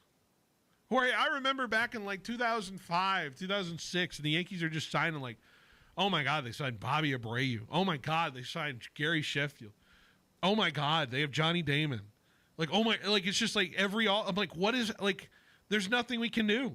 There's nothing we can do as baseball fans who hate the Yankees. Yeah, I remember real well, there was an SNL cartoon, right? Yeah. The Yankees against the world. Yeah. So then they started beating everybody, and all of a sudden, there's aliens coming in. Right. And they can't beat the aliens. Yeah. So they're like, what do we do? Well, they bought the aliens. They put them on their team. They bought the Now they were beating the universe.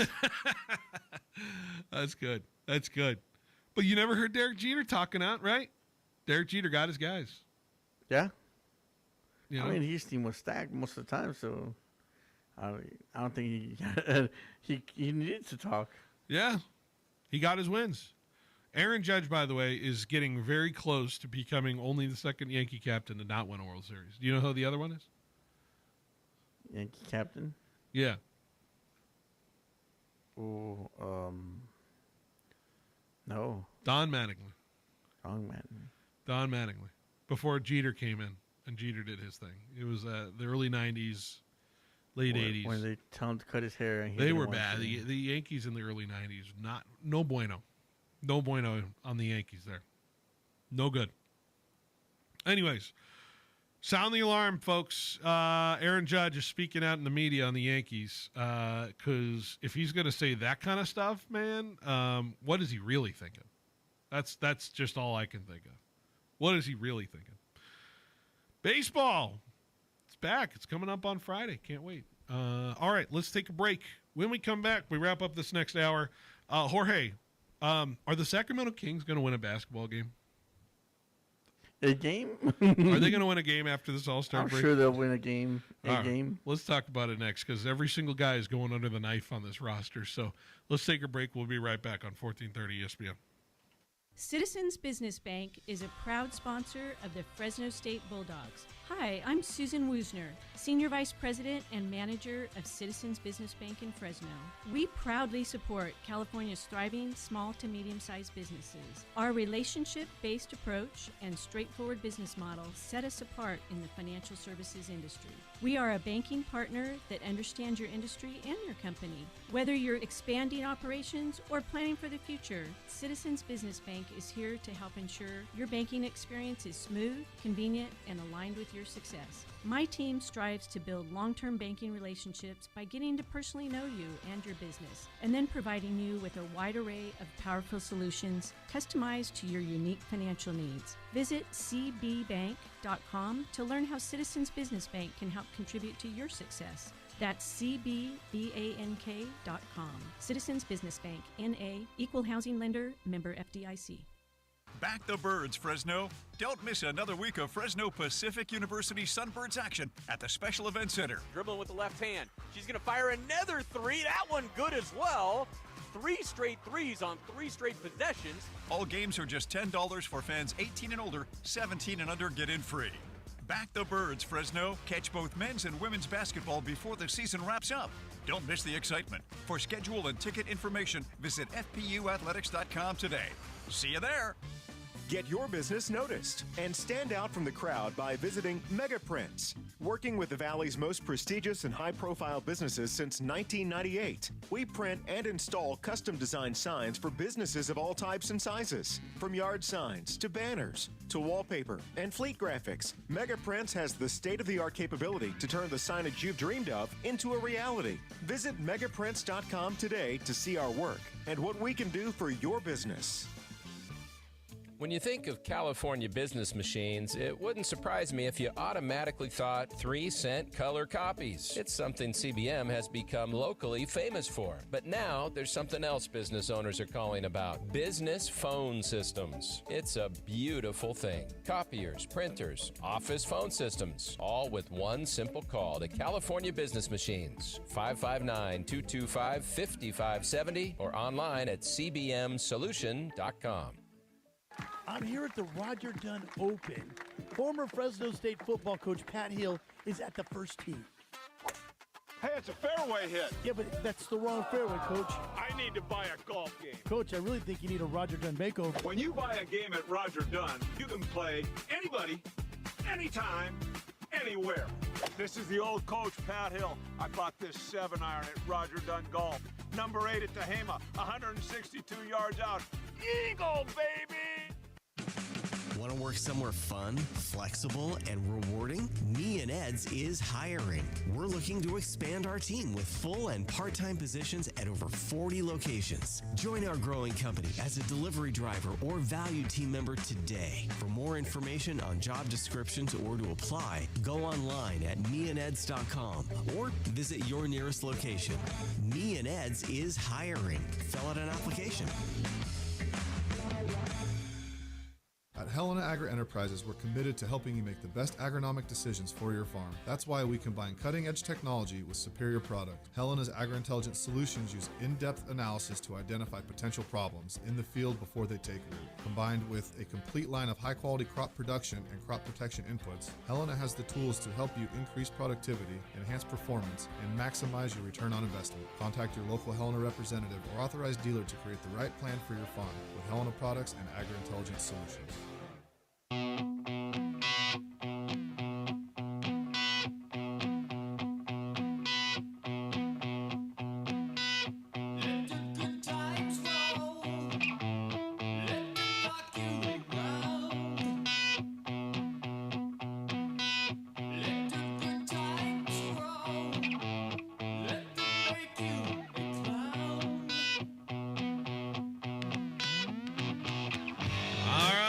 Back to Behind the Bench here on 1430 ESPN Fresno, the Valley's local sports leader.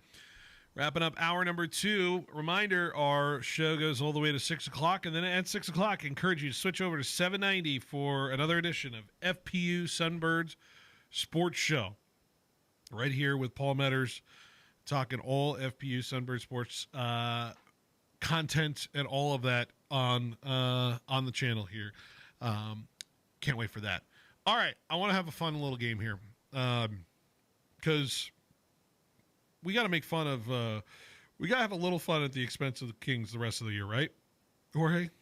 I mean, we don't have to. We have. When both you have 2 stars, Sabonis and Levine, having season-ending surgeries on the same day. Who the hell is playing for the Kings now? Keegan Murray? Keegan Murray and some dudes? Keegan Murray and some dudes. Yeah. Oh, man. Kings have lost 14 in a row. They're the worst team in basketball. We still got Russell, right? Oh, my God, yeah. Russell in all of his glory. Jorge, you've lost 14 straight as a team. And I want to get the game show music up because this is going to be funny. Because I want to know. I'm gonna give teams. We're gonna find the wins for the Kings because I don't know if there's one out there. I'm serious. I don't know. Jorge, let's play the game. Will the Kings win a game the rest of this year? Home against Orlando tomorrow. They got it? No shot. Maybe. No. Stop it. At San Antonio. Nah. At the Grizzlies? No chance. How about the Rockets? No. Okay, how about this one, Jorge? In Dallas, Cooper Flag, February 26th. Can the Kings win a game there? What do you think? I think that's where we win. You get one? Hey, we beat them before. Okay. Can I play 2 things at once here, Jorge? Saturday. Yeah. Kings get 1 win there. So we got 1 on the board. How about the Lakers?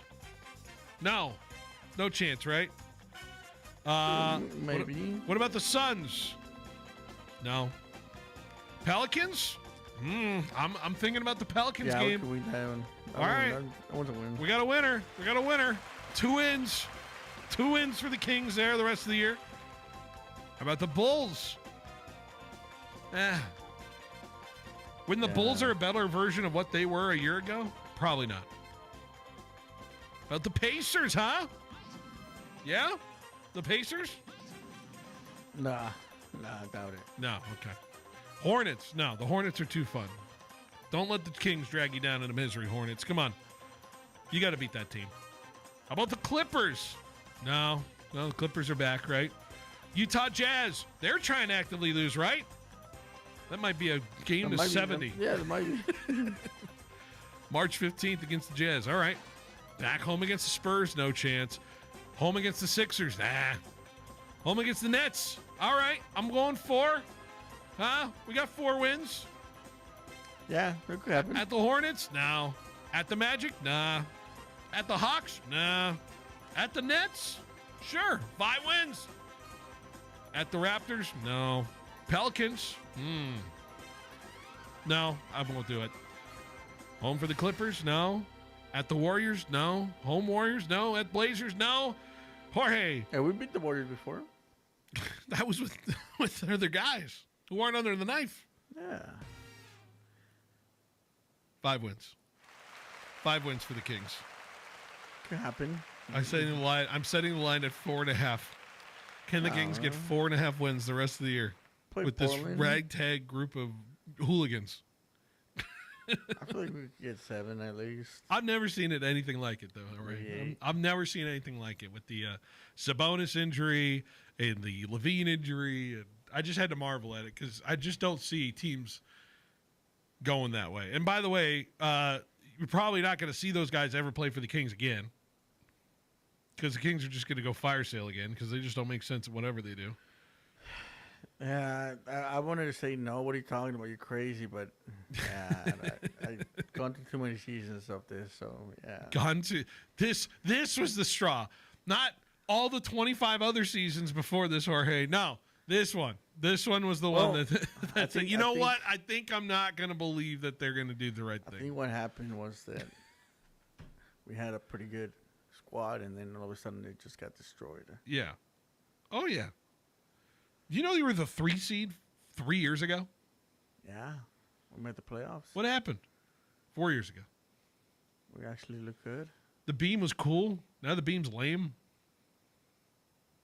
We have three superstars. Yeah. Sabonis, Fox, and Malik Monk was a guy. Yeah. Yeah. Anyways, I feel for King fans out there. I'm sorry, King fans. I just don't know what to do for you. I really don't. I want more for you. It may be the most inept franchise out there in all of sport. In all of sport? In all of sport? You got the Jets. Yeah, but the Jets at least have a title. In the 60s? Yeah. They have titles too. What, from the 50s? Where? Where were you? Well, before they were Where were you, the Kings? Trying to Kansas City Monarchs? No, they were You were the Monarchs back in Kansas City days. No, it wasn't Kansas City. It was Rochester, New York, correct? Oh, back then when we were throwing in peach backs? Hey, we're talking about the 60s with the Jets, so why not? Yeah, but that was known football. That quarterback's still alive. I don't think there's a single Rochester basketball player out there that's living. We're not getting the memories of those folks, bro. Joe Namath out there still flipping coins and kissing babies, man. At least. Oh, jeez. I don't know how to transition to this next bit of news, but I saw this piece of news today, and I want to acknowledge it. And it wasn't from an era that I knew, but Jorge, I did see some news today that former 49er and Bronco executive Neil Dahlin passed away today. He has 7 Super Bowl rings throughout his times as an executive. Only Tom Brady has the same amount of Super Bowl rings as he does. Only Bill Belichick has more with 8. In any capacity in the National Football League, Neil Dahlin is considered one of most winningest employees in football. Really? So, 7-0 in Super Bowls, including his back-to-back with Denver. He was also a big role in the dynastic run for the 49ers from 81 to 94. So, dude's got a lot of winning to him, and I'm sure a lot of people appreciative of his services and what he's done for the 49er fandom out there. So, Neil Dolan dying at 80 years old today. So, 85, excuse me. Another person that passed away was yesterday. It was Robert Duvall. Yeah. Actor, yeah. I remember him in a lot of movies, but The Natural, there's a... That's the one that most sports fans remember from. Right. Natural. He had some other good ones, later roles in terms of it, but yeah, he just... I liked when he comes out in that Vietnam movie. I'm missing the name of it, but... Yeah. When he goes, I love the smell of napalm in the morning. Oh, it's Apocalypse Now. Apocalypse Now, yes. Apocalypse Now. He's also in The Godfather. He's got a lot of different... when I was a kid, Secondhand Lions was a movie I watched that he was in with Michael Caine, and they were like... Yeah, they were older. Farmers and older, and they had lions apparently at the farm. I don't know how it worked. I'm not quite sure how that all worked, but I thought it was a cool movie because there were lions in it. And yeah, that was more of a family-friendly movie. Yeah. Yeah. So, 95. Dude was around for a while. Dude was around. Okay. We got another hour coming up next. What do we got on the docket here? I got a 5 at 5 to do. We haven't done a 5 at 5 in quite some time. So we'll get to that. We also have some international conversation to talk about. The 49ers better get their passports ready. Not just for Australia. They're traveling. Going down to Mexico. Yeah. You boys like Mexico? Kyle Shanahan on the plane with the players. I heard some things. Maybe we'll come up with a wish list of what team you want to see the 49ers play in Mexico. You know, there's a reporter that does Monday Night Football in Spanish. Oh, John Sutcliffe. He said it. He had the news that the Niners were gonna be in the Super Bowl. He's got the Monday Night Football. Yeah, we're gonna. He said it in the Super Bowl. I saw him at the Super Bowl. No way. Yeah, I saw him there at Radio Row. It's Yeah. cool. John Sutcliffe. All right, Jorge, let's take a break. Let's wrap up this hour next on 1430 ESPN. ESPN Fresno is proud to bring back the Student Athlete of the Week. Each week, we'll honor a local high school standout for their performance on the field, in the gym, or on the court. It's our way of celebrating the hard work, dedication, and talent of Valley athletes who give it their all. And it all leads to Student Athlete of the Year. Do you have an athlete you believe is worthy of this award? Enter them in at 1430ESPNFresno.com today. The Student Athlete of the Week, shining a spotlight on the stars of tomorrow. Want to work somewhere fun, flexible, and rewarding? Me and Ed's is hiring. We're looking to expand our team with full and part-time positions at over 40 locations. Join our growing company as a delivery driver or valued team member today. For more information on job descriptions or to apply, go online at meandeds.com or visit your nearest location. Me and Ed's is hiring. Fill out an application.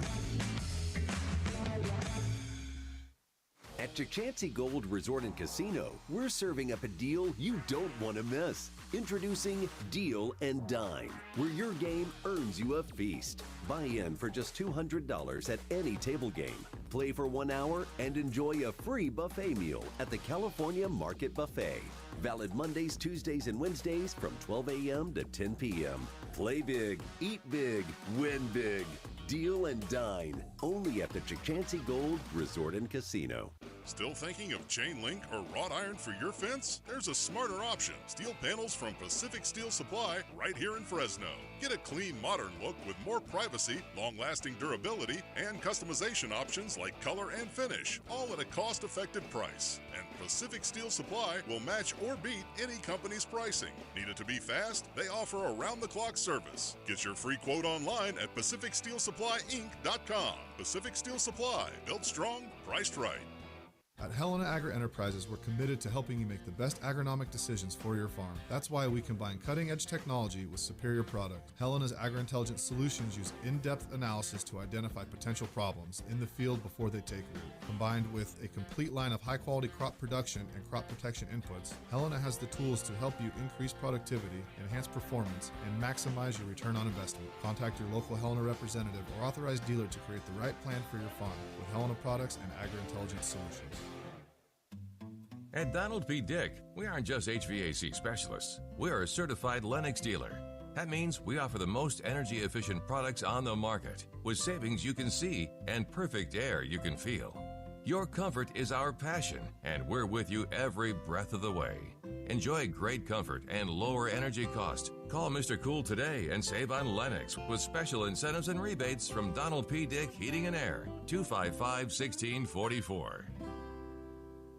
Hey, it's Phil Bonatti from Behind the Bench. A new season means big plays, hard hits, and injuries we track every week. But injuries don't just happen on the field. When life knocks you down, you need a strong team behind you. That's Davis and Van Wagenen, attorneys at law right here in Fresno. Davis and Van Wagenen fight for Valley families hurt in accidents, and you don't pay unless they win. It's a winning game plan from Davis and Van Wagenen. Visit DavisVanWagenenLaw.com. Davis and Van Wagenen, your hometown injury attorneys. Hey, it's Phil Bonatti from Behind the Bench. A new season means big plays, hard hits, and injuries we track every week. But injuries don't just happen on the field. When life knocks you down, you need a strong team behind you. That's Davis and Van Wagenen, attorneys at law right here in Fresno. Davis and Van Wagenen fight for Valley families hurt in accidents, and you don't pay unless they win. It's a winning game plan from Davis and Van Wagenen. Visit DavisVanWagenenLaw.com. Davis and Van Wagenen, your hometown injury attorneys. Your home of the San Francisco 49ers, 1430 ESPN, the Valley's local sports leader, KFIG Fresno. I'm Christine Lisi. The U.S. men's Olympic hockey team is on to the semifinals at the Winter Games. Quinn Hughes scored the game winner, 3:27 into overtime in the 2-1 victory over Sweden. The USA plays Slovakia in Friday's semifinals. Canada captain Sidney Crosby will undergo an MRI to determine the severity of the lower body injury suffered in the 4-3 OT win over Czechia. He's uncertain Friday versus Finland. College basketball at halftime. Number 5 UConn and Creighton knotted up at 45. On ESPN, a game also at the half. Number 20 Arkansas leading at number 25 Alabama 57-47. Second part of the Wednesday doubleheader getting underway in an hour on ESPN. Star freshman A.J. DeBonsa leads number 23 BYU against number 4 Arizona. Wildcats trying to bounce back after back-to-back losses. ESPN college hoops analyst Seth Greenberg. They got to get back to their identity. Physical, force, pace, attack. Get to the free throw line, do the things they do well. Now, look, they're going to have to deal with A.J. DeBouncer. They're going to have to make him play in a crowd. They're going to have to keep right out of the lane. But they do certain things better than anyone else in the country. They pound you in the paint. They get to the free throw line, and they beat you in transition off of their defense. DeBonsa is the leading scorer in Division I, 24.4 points per game. The last freshman to lead D1 in scoring, Trae Young, 7 years ago. Texas Tech star forward J.T. Toppin, projected first-round pick in June's NBA draft, out the rest of the season with a torn ACL in his right knee. As expected, MLB Deputy Executive Director Bruce Myers been unanimously elected as the new head of the Players Association. He is the 6th director in the union's history. Hey, this is Rich Eisen. Coming up Thursday, Mike Tirico checks in from Italy. 2-time Super Bowl champ Kyle Van Noy talks free agency, plus comedian Earthquake in studio. The Rich Eisen Show on Disney+, the ESPN app, ESPN Radio, ESPN, and ESPN2.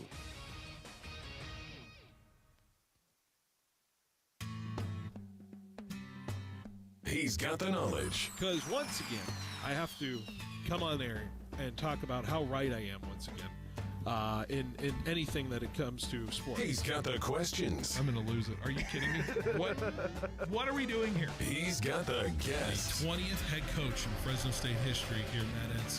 Is it hard to believe sometimes still the 20th head coach here in program history? It's all moved really quickly here over the course of the last 5-6 weeks, but super excited to be here. Phil Bonatti is the voice for the Central Valley sports leader. Behind the Bench starts now. Brought to you by Helena Agri.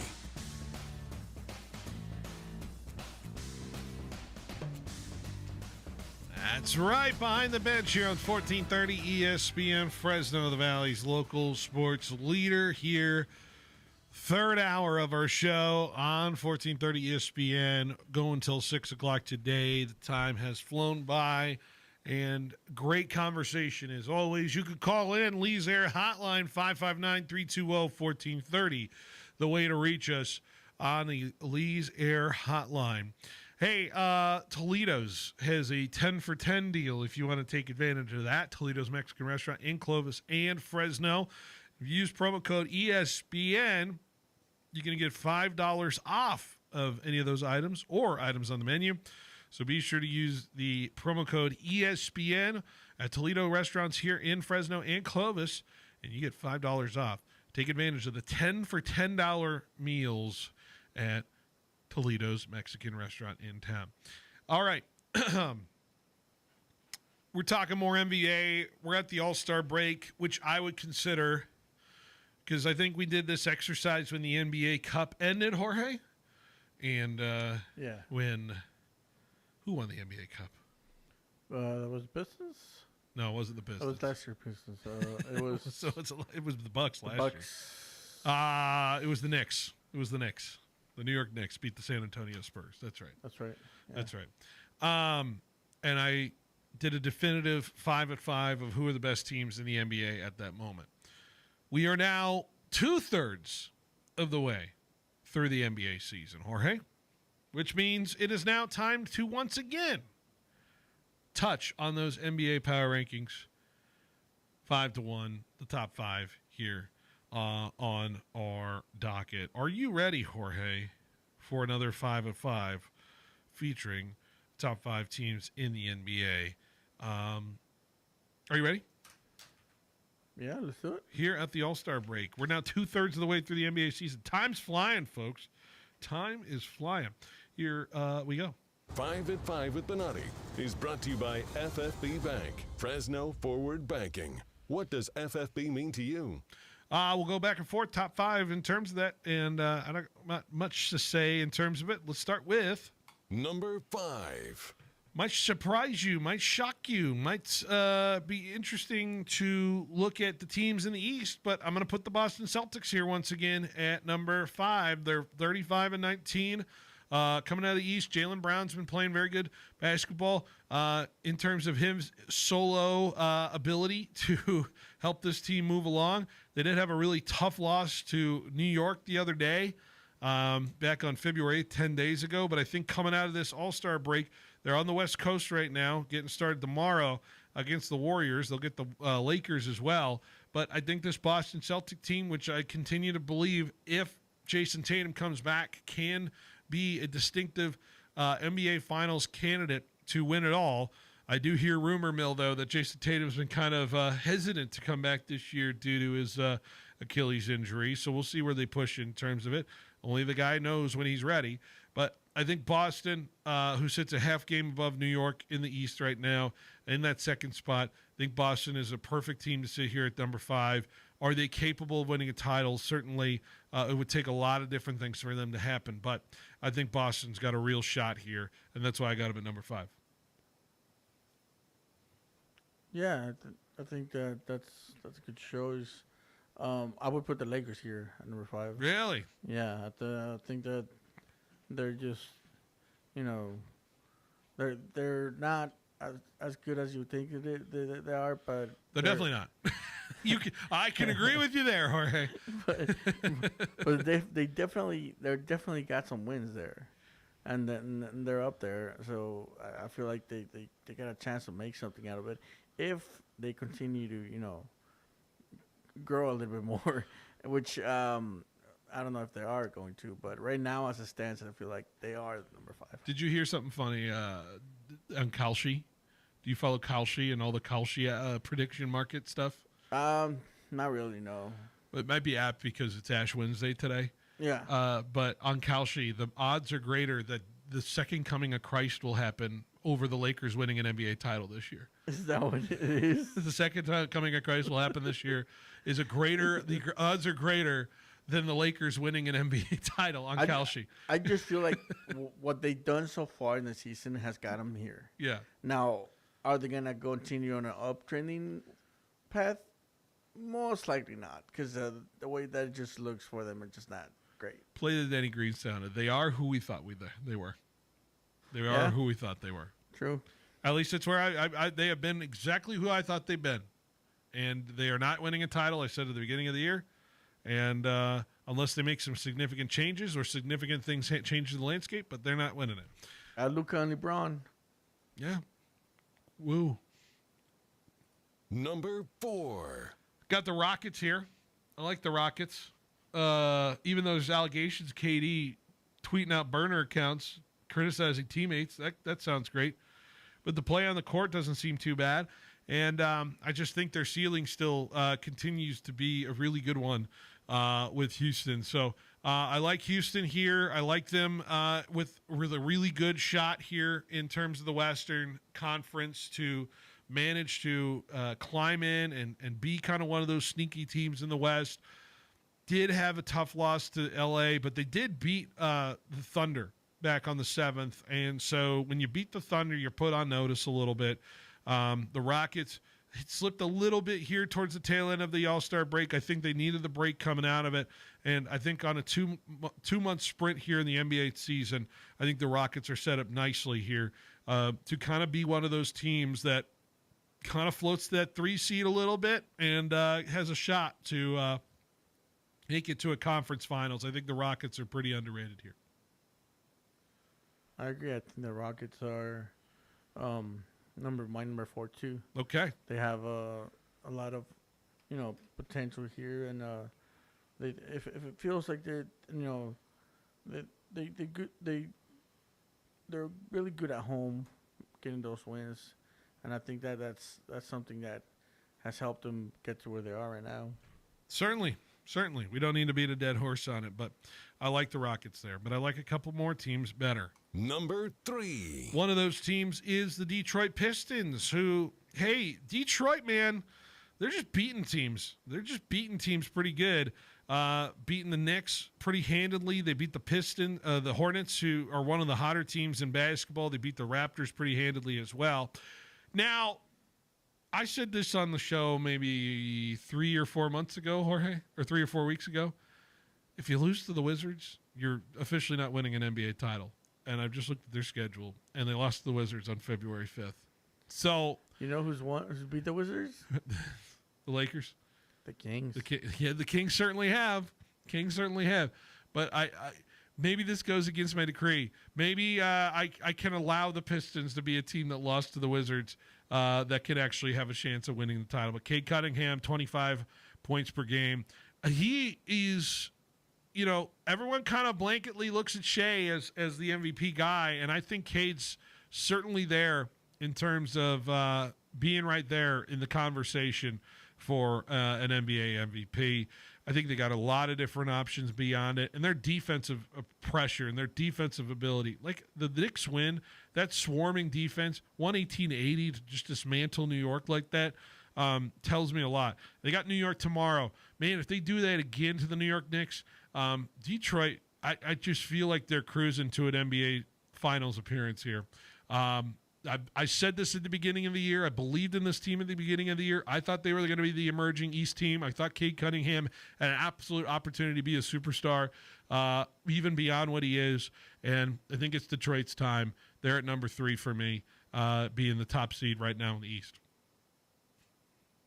Yeah, I like that. My number 3 is the Spurs. Yeah. I think the Spurs have a lot of talent, and Wembanyama's doing a lot of good things. Got a pretty good home record too.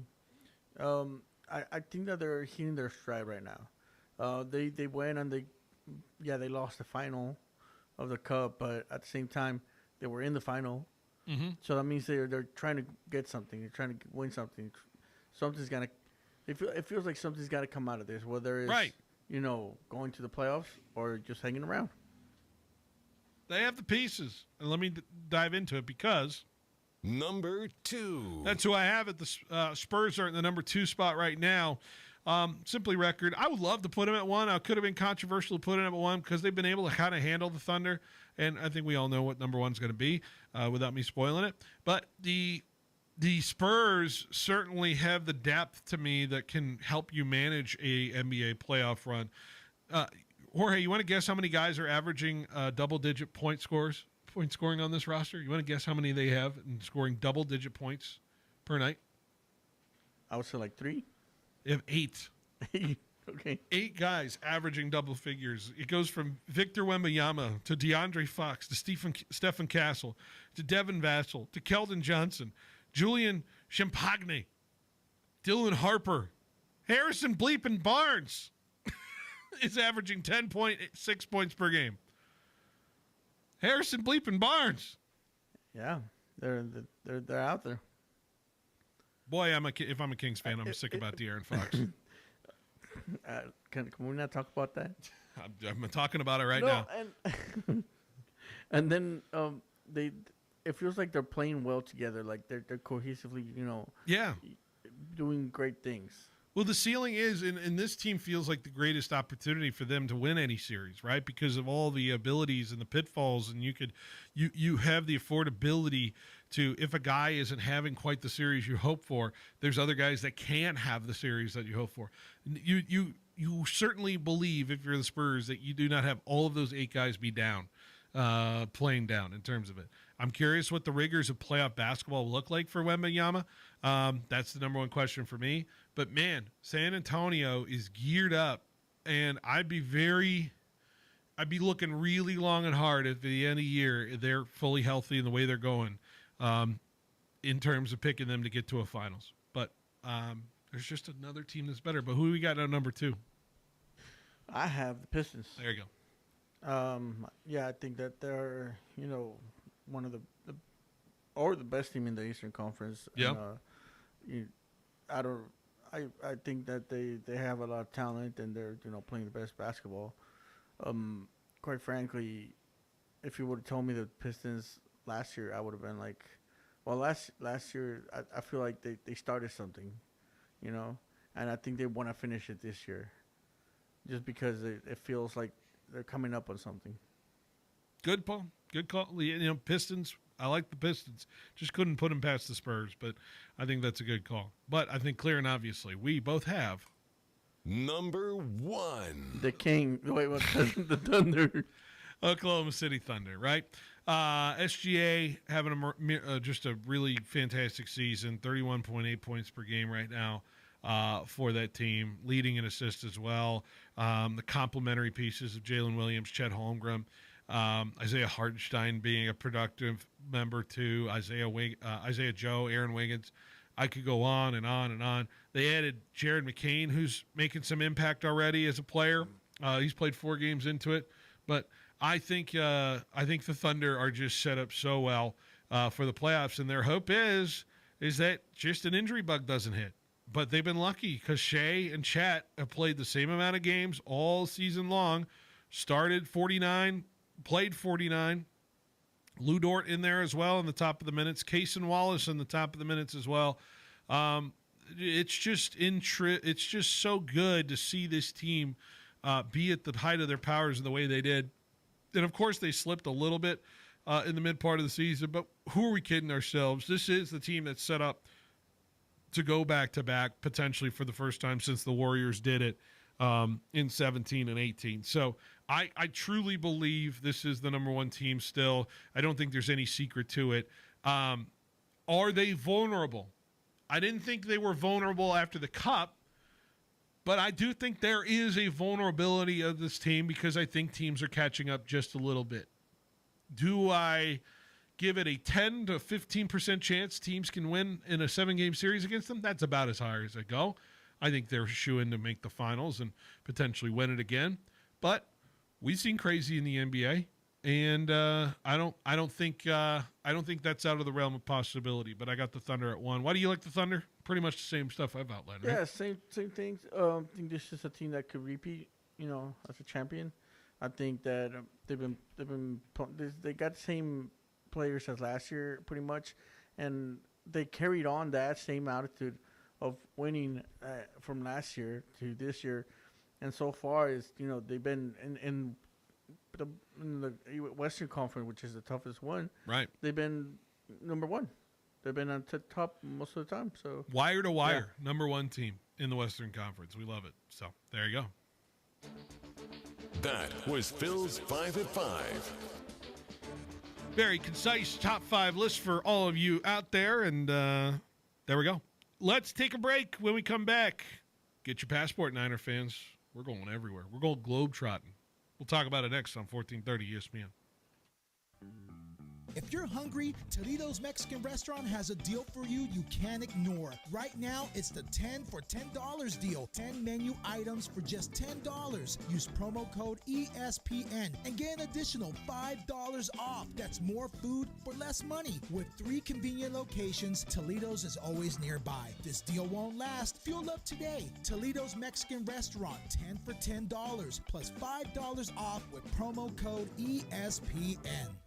We started like you, a small team with a big dream to serve the Valley. 20 years later, FFB Bank is still proudly backing businesses across California and beyond. We've learned a lot about what it takes to grow, and now we're using that experience to make things easier for you. With our Switch and Save offer, we'll cover up to 90 days of payment processing, provide no-cost equipment, and offer competitive rates so your business can keep more of what it earns. And behind it all is a local team that truly understands your goals and is ready to help you reach them. Make the switch. Save with FFB. Visit ffb.bank to get started. Member FDIC, Equal Opportunity Lender. Ugh, why does the hot water always struggle on the coldest mornings? It's like the water heater has a personal vendetta against us. Every winter, it's the same thing. Cold showers, uncomfortable mornings, and no time to deal with it. Well, we could call Lee's Air Plumbing and Heating. They have that 2-hour booking window, so we wouldn't have to waste our entire day waiting around. True. And didn't Tom down the street have this exact same problem? Yeah, and Lee's fixed it the very same day. He wouldn't stop talking about how fast and professional they were. Oh, and he signed up for their Club Advantage membership. He gets priority service, discounted rates, no overtime fees, and a 2-year repair warranty. So if anything goes wrong, he's totally covered. For over 45 years, Lee's Air Plumbing and Heating has been keeping Valley homes comfortable. Call 559-785-1212 or book online at leesair.com. DLN number 635355. AC, heat, and plumbing, you just call Lee's. It's easy as calling Lee's. Lee's AC, Lee's AC, plumbing and heat, yeah. Lee's AC. Cyber criminals stole $10 trillion from U.S. businesses last year. Did you know that 75% of businesses hit with ransomware do not survive? Is your company protected? Could your company survive a real-time cyber attack? Get a free consultation from M-Cubed Technologies today. Our team of cyber professionals are here to help and protect you from this real threat. Don't fall victim to cybercrime and risk losing your business. Contact M-Cubed Technologies today at mcubedtechnologies.com. Fresno State Baseball and their hard-hitting Diamond Dogs will be lighting up Pete Biden Field at Bob Bennett Stadium all season long. Right next door will be your Fresno State softball team at Margie Wright Diamond. The Bulldogs want your community support, and we all know Bulldog baseball and softball isn't the same without the Red Wave. Come out and support your Diamond Dogs as baseball and softball compete for another Mountain West championship. And remember, go Dogs! Quick, where can you find a great selection of Tempur-Pedic, Stearns & Foster, Serta, and Mattress First bedding?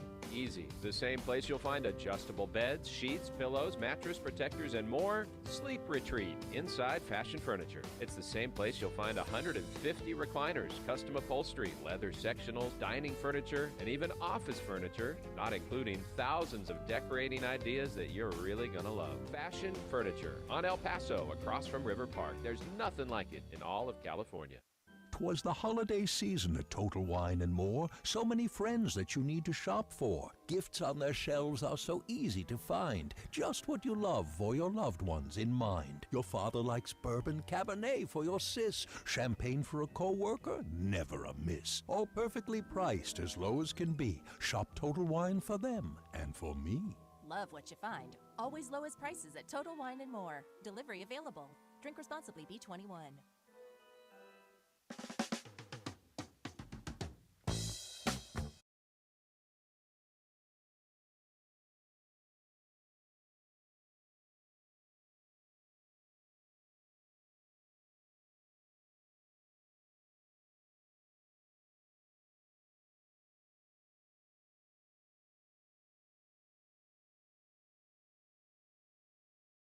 ESPN Fresno, the Valley's local sports leader. All right.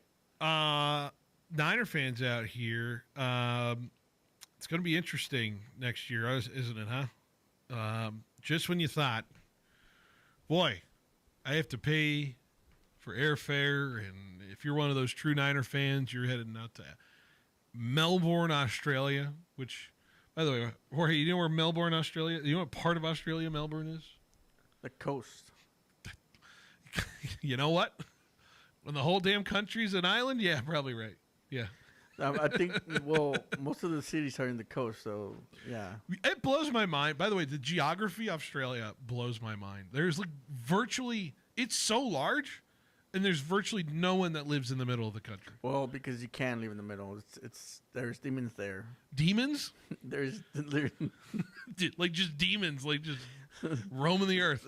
There's crazy creatures there that nobody knows about that come out and they want to kill you and stuff. Yeah, that's cool.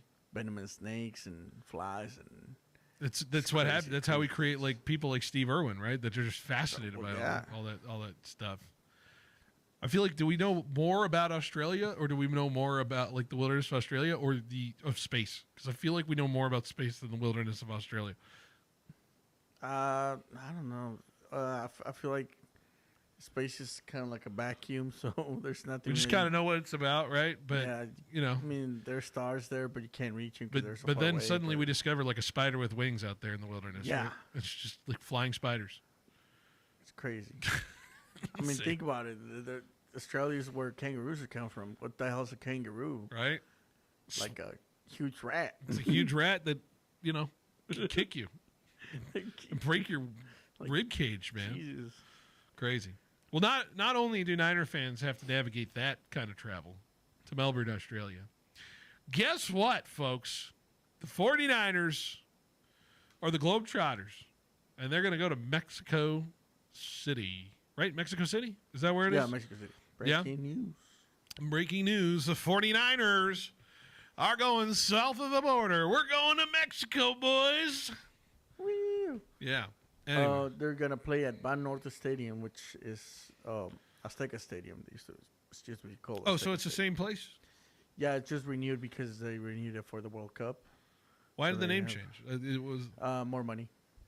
Is Banorte like a brand? So Banorte's a bank. Oh, it's a bank in Mexico. Mm-hmm. Yeah. What was Azteca? It was just a name. So it was like Bulldog Stadium. Yeah, kind of. They called it Azteca Stadium because it was the main stadium. Are the locals not happy about the commercialization of Estadio Azteca? Probably not. I would bet, right? Probably not. They tried to change the name a couple times back in the day. Yeah. And it never stuck. True. They always call it Azteca Stadium, so they're still going to call it Azteca Stadium. It's just going to have a big sign that says Banorte. Right. Well, a lot of people are griping, and I would bet, Jorge, you're feeling that too, right? That the Niners, what the hell? You're going to Australia. Now you're going to Mexico. Now you've got let's look at the 49ers schedule, right? Because here's where you got to go now. Because you're not entirely free from going to the East Coast either, right? Right. In terms of it. Okay, here's your road trips. Arizona, not too bad. Mm-hmm. You're usually doing that. L.A., Seattle, little plane hoppers, right? You're fine. Dallas, it's not that hard to get to Dallas. But it's not close either, right? Yeah, it's not. Man, it's a 4-hour. You got to go to Kansas City. Plane. Got to go to Kansas City, huh? Well, it's about the same as Dallas. Yeah. Okay. You got to go back down to L.A. to play the Chargers, by the way. Just a heads up there. You got to go take on the Giants in New York. That's a trip right there. New York being the facade, it's actually New Jersey you're going to have to go to. New Jersey. Yeah. You have to go to Atlanta. Okay. Yeah. So, couple East Coast trips, couple Midwest trips, a lot of LA, Arizona, and now you add travel to your home schedule. Melbourne, Australia, by the way. I thought that was a Rams home game. Yeah, it's still you're still traveling there. Yeah, but you were still going to travel anyway. So. Well, now but now one of your home games becomes a travel game to Mexico City. Yeah. Which how far